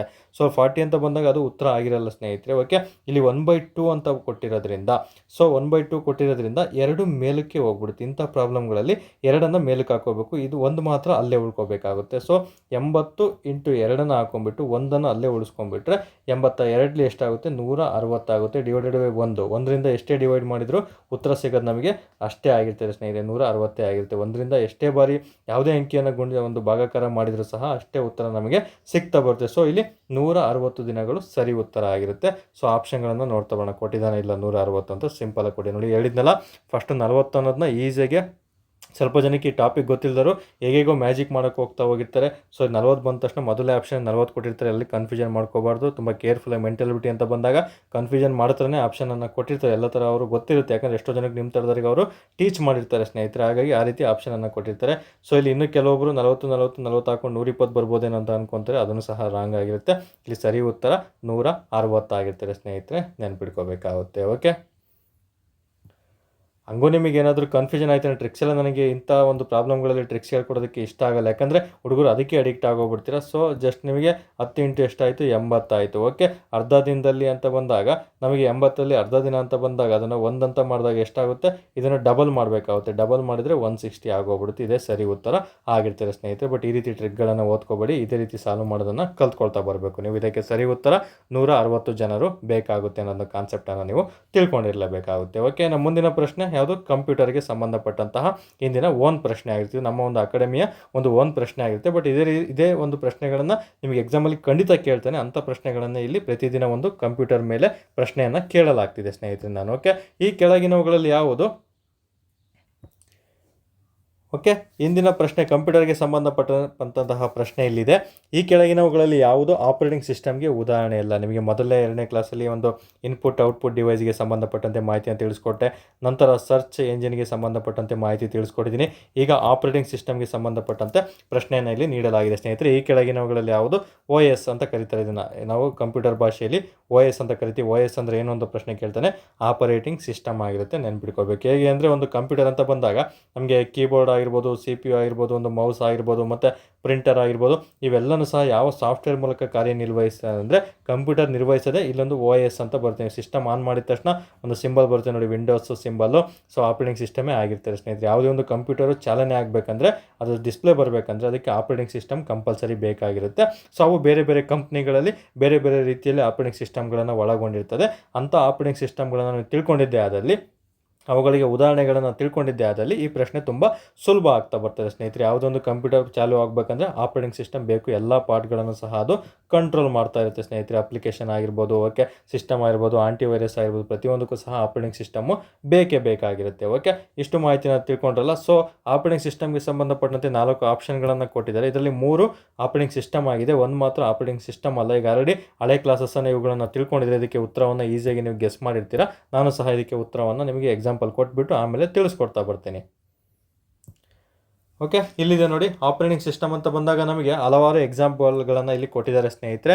ಸೊ ಮೈಕ್ರೋಸಾಫ್ಟ್ ವಿಂಡೋಸ್, ನಮಗೆ ವಿಂಡೋಸ್ ಯಾವುದರ ಆಪರೇಟಿಂಗ್ ಸಿಸ್ಟಮ್ ಅಂತ ಕೇಳ್ತಾನೆ. ಮೈಕ್ರೋಸಾಫ್ಟ್ ವಿಂಡೋಸ್ನ ಆಪರೇಟಿಂಗ್ ಸಿಸ್ಟಮ್ ಆಗಿರ್ತಾರೆ ಸ್ನೇಹಿತರೆ. ಇನ್ನು iOS ಎಲ್ರಿಗೂ ಗೊತ್ತು, ಆಪಲ್ ಫೋನ್ ಅಂತ ಅಂತಿರಲ್ಲ, ಅದರಲ್ಲಿರುವಂತಹ ಆಪರೇಟಿಂಗ್ ಸಿಸ್ಟಮ್ ಯಾವುದು ಅಂತ ಕೇಳ್ತಾನೆ. iOS ಆಗಿರುತ್ತೆ ಸ್ನೇಹಿತರೆ, ನೆನ್ಪಿಟ್ಕೋಬೇಕಾಗುತ್ತೆ. ಇನ್ನು ಯೂನಿಕ್ಸ್ ಅನ್ನೋದು ಸಹ ಆಪರೇಟಿಂಗ್ ಸಿಸ್ಟಮ್. ಇನ್ನು ಒಬಾಂಟು ಅನ್ನೋದು ಆಪರೇಟಿಂಗ್ ಸಿಸ್ಟಮ್. ಇನ್ನು ಬ್ಲ್ಯಾಕ್ಬೆರಿ ಮೊಬೈಲ್ ಗೊತ್ತಲ್ಲ, ಸೊ ಅದರದ್ದು ಆಪರೇಟಿಂಗ್ ಸಿಸ್ಟಮ್ ಇದೆ ಸ್ನೇಹಿತರೆ. ಇನ್ನು ಕ್ರೋಮ್ ಆಪರೇಟಿಂಗ್ ಸಿಸ್ಟಮ್ ಅಂತ ಒಂದು ಬರುತ್ತೆ. ಲಿನೆಕ್ಸ್ ಅಂತ ಒಂದು ನೋಡಿ, ಬರೀ ಗೂಗಲ್ ಕ್ರೋಮ್ ಅಂತ ಕೇಳಿದರೆ ಇದೊಂದು ಸರ್ಚ್ ಇಂಜಿನ್ಗೆ ಉದಾಹರಣೆ. ಓಕೆ, ಗೂಗಲ್ ಕ್ರೋಮ್ ಅಂತ ಕೇಳಿದರೆ ಸರ್ಚ್ ಇಂಜಿನ್ಗೆ ಉದಾಹರಣೆ. ಕ್ರೋಮ್ OS ಅಂತ ಬಂತಂದರೆ ಆಪರೇಟಿಂಗ್ ಸಿಸ್ಟಮ್ ಅಂತ ಉದಾಹರಣೆ ಆಗಿರುತ್ತೆ. ಇನ್ನು ಲಿನೆಕ್ಸ್ ಆಗಿರ್ಬೋದು, ಫೆಡರ್ ಆಗಿರ್ಬೋದು, ಆಂಡ್ರಾಯ್ಡ್ ಆಗಿರ್ಬೋದು, ಮ್ಯಾಕ್ OS ಆಗಿರ್ಬೋದು, ಇವೆಲ್ಲವೂ ಸಹ ಆಪರೇಟಿಂಗ್ ಸಿಸ್ಟಮ್ಗೆ ಉದಾಹರಣೆಗಳಾಗಿರ್ತವೆ. ಸೊ ನೆಕ್ಸ್ಟ್ ನಾಳೆ ಕ್ಲಾಸಲ್ಲಿ ಆಪರೇಟಿಂಗ್ ಸಿಸ್ಟಮ್ಗಳಲ್ಲೇ ಮೊಬೈಲ್ ಆಪರೇಟಿಂಗ್ ಸಿಸ್ಟಮ್ ಅಂತ ಬರುತ್ತೆ, ಕಂಪ್ಯೂಟರ್ ಆಪರೇಟಿಂಗ್ ಸಿಸ್ಟಮ್ ಅಂತ ಬರುತ್ತೆ, ಇನ್ನು ಟೆಕ್ನಾಲಜಿಗೆ ಸಂಬಂಧಪಟ್ಟಂತೆ ಆಪರೇಟಿಂಗ್ ಸಿಸ್ಟಮ್ಗಳು ಬರ್ತವೆ.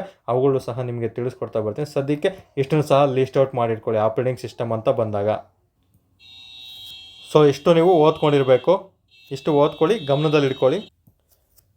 ಓಕೆ, ಈ ರೀತಿ ಅಂಶಗಳನ್ನು ಕಂಪಲ್ಸರಿ ನೀವು ಓದಿರಲೇಬೇಕಾಗುತ್ತೆ ಸ್ನೇಹಿತರೆ. ಇಷ್ಟು ಹೇಳ್ತಾ ಈಗ ಒಂದು ಪ್ರಶ್ನೆಗೆ ನೋಡ್ತಾ ಬರೋಣ. ಎಸ್, ಪ್ರಶ್ನೆ ಈ ರೀತಿ ಇದೆ. ತುಂಬ ಸುಲಭವಾಗಿ ನೀವೇ ಈಗ ಉತ್ತರಿಸ್ತಾ ಬರ್ಬೋದು. ಇದಕ್ಕೇನು ಉತ್ತರ ಅಂತ ನೀವೇ ಗೆಸ್ ಮಾಡ್ಕೊಳ್ಳಿ. ನಾನು ಸಹ ಉತ್ತರವನ್ನು ಹೇಳ್ತೀನಿ ಸ್ನೇಹಿತರೆ. ಓಕೆ, ಈ ಕೆಳಗಿನವುಗಳಲ್ಲಿ ಯಾವುದು ಆಪರೇಟಿಂಗ್ ಸಿಸ್ಟಮ್ಗೆ ಉದಾಹರಣೆ ಇಲ್ಲ ಅಂತ ಕೊಟ್ಟಿದ್ದೇನೆ. ಓಕೆ, ವಿಂಡೋಸ್ ಅಂತ ಹೇಳಿದರೆ ಮೈಕ್ರೋಸಾಫ್ಟ್ಗೆ ಸಂಬಂಧಪಟ್ಟಂತೆ. ಇನ್ನು ಒಬಾಂಟು ಹೇಳಿದೆ, ಯೂನಿಕ್ಸ್ ಹೇಳಿದೆ. ನೋಡಿ, ಇಲ್ಲಿ ಮೈಕ್ರೋಸಾಫ್ಟ್ ವಿಂಡೋಸ್ ಅಂತ ಇತ್ತಂದರೆ ಆಪರೇಟಿಂಗ್ ಸಿಸ್ಟಮು. ಮೈಕ್ರೋಸಾಫ್ಟ್ ಬಿಂಗ್ ಅಂತ ಇತ್ತಂದರೆ ಇದೊಂದು ಸರ್ಚ್, ನನ್ನ ಕ್ಲಾಸಲ್ಲಿ ಹೇಳಿದ್ದೀನಿ, ಹಳೆ ಕ್ಲಾಸಲ್ಲಿ ಸರ್ಚ್ ಎಂಜಿನ್ಗೆ ಉದಾಹರಣೆ ಆಗಿರ್ತದೆ ಸ್ನೇಹಿತರೆ. ಸರ್ಚ್ ಮಾಡೋದಕ್ಕೋಸ್ಕರ ಬಳಸೋದು ಯಾವುದು? ಮೈಕ್ರೋಸಾಫ್ಟ್ ಬಿಂಗ್ ಆಗಿರುತ್ತೆ. ಇಲ್ಲಿ ಸರಿ ಉತ್ತರ ಮೈಕ್ರೋಸಾಫ್ಟ್ ಬಿಂಗ್ ಆಗಿರುತ್ತೆ. ಯಾವುದು ಉದಾಹರಣೆ ಅಲ್ಲ ಅಂತ ಕೇಳಿದ್ದೇನೆ. ಹಾಗಾಗಿ ಇದು ಆಪರೇಟಿಂಗ್ ಸಿಸ್ಟಮ್ಗೆ ಉದಾಹರಣೆ ಅಲ್ಲ ಆಗಿರ್ತಾರೆ ಸ್ನೇಹಿತರೆ, ನೆನ್ಪಿಟ್ಕೋಬೇಕು. ಓಕೆ, ಇನ್ನು ಫೈನಲ್ ಆಗಿ ನಮ್ಮ ಒಂದು ಅಬ್ದಿ ಅಕಾಡೆಮಿ ಟೆಲಿಗ್ರಾಮ್ ಚಾನಲ್ಗೆ ಯಾರೆಲ್ಲ ಜಾಯ್ನ್ ಆಗಿಲ್ಲ ದಯವಿಟ್ಟು ಜಾಯ್ನ್ ಆಗ್ತಾ ಬನ್ನಿ. ಕೆಳಗಡೆ ಕಮೆಂಟ್ ಬಾಕ್ಸಲ್ಲೂ ಸಹ ನಾನು ನಿಮಗೆ ಆ ಅಬ್ದಿ ಅಕಾಡೆಮಿ ಟೆಲಿಗ್ರಾಮ್ ಲಿಂಕನ್ನು ಶೇರ್ ಮಾಡಿರ್ತೀನಿ. ಇನ್ನು ಹೆಚ್ಚಿನ ಮಾಹಿತಿಗಾಗಿ ನಿಮ್ಗೆ ಏನಾದರೂ ಡೌಟ್ ಇತ್ತಂದರೆ ಅಥವಾ ಲಿಂಕ್ ಸಿಕ್ಕಿಲ್ಲ ಅಂದರೆ ಈ ನಂಬರ್ಗೆ ಮೆಸೇಜ್ ಅಥವಾ ಕಾಲ್ ಮಾಡೋದ್ರ ಮೂಲಕ ತಿಳ್ಕೊಳ್ತಾ ಬರ್ಬೋದು ಸ್ನೇಹಿತರೆ. ವಿಡಿಯೋ ಇಷ್ಟ ಆಗಿದೆ ಅಲ್ಲಿ ದಯವಿಟ್ಟು ಕಮೆಂಟನ್ನು ಮಾಡ್ತಾ ಬನ್ನಿ. ಯಾಕಂದರೆ ಎಲ್ಲನೂ ಮ್ಯಾಪ್ ವರ್ಕಲ್ಲಿ ಹೇಳ್ಬಾರ್ದು, ಕೇವಲ ನಿಮಗೆ ಜಿಯೋಗ್ರಫಿಯನ್ನು ಮ್ಯಾಪ್ ವರ್ಕಲ್ಲಿ ಹೇಳ್ತಾ ಬರಬೇಕಾಗುತ್ತೆ. ಮತ್ತು ಕಂಪ್ಯೂಟರ್ ಆಗಿರ್ಬೋದು ಅಂಥವುಗಳನ್ನು ನಿಮಗೆ ವಿತ್ ಡಯಾಗ್ರಾಮನ್ನು ತೋರಿಸ್ಕೊಳ್ತಾ ನಿಮಗೆ ಕಂಪ್ಲೀಟ್ ಮಾಹಿತಿಯನ್ನು ತಿಳಿಸ್ಕೊಡ್ತಾ ಬರ್ತೀನಿ ಸ್ನೇಹಿತರೆ. ನಿಮಗೆ ಏನು PC ಆಗೋದಕ್ಕೆ ಮತ್ತು PSI ಏನೆಲ್ಲ ಮಾಹಿತಿಗಳು ನಿಮಗೆ ಕಂಪಲ್ಸರಿ ಬೇಕು ಅನ್ನೋ ಒಂದು ಅಂಶಗಳನ್ನು ಪ್ರತಿದಿನ ಒಂದು ವರ್ಡ್ ಕ್ವಶನ್ ಪೇಪರ್ ಸಾಲ್ವ್ ಮಾಡೋದ್ರ ಮೂಲಕ ತಿಳಿಸ್ಕೊಡ್ತಾ ಬರ್ತೀನಿ ಸ್ನೇಹಿತರೆ. ವಿಡಿಯೋ ಇಷ್ಟ ಆಗಿದ್ದರೆ ದಯವಿಟ್ಟು ಕಮೆಂಟ್ ಮಾಡಿ, ಲೈಕ್ ಮಾಡಿ, ಮತ್ತು ತೀರಾ ಇಷ್ಟ ಆಗಿತ್ತಂದರೆ ನಿಮ್ಮ ಫ್ರೆಂಡ್ಸ್ಗಳಿಗೂ ಸಹ ಶೇರ್ ಮಾಡ್ತಾ ಬನ್ನಿ ಸ್ನೇಹಿತರೆ. ಇಷ್ಟು ಹೇಳ್ತಾ ಈ ಒಂದು ಕ್ಲಾಸಸ್ಸನ್ನು ಮುಗಿಸ್ತಾ ಇದ್ದೀನಿ. ಧನ್ಯವಾದಗಳು.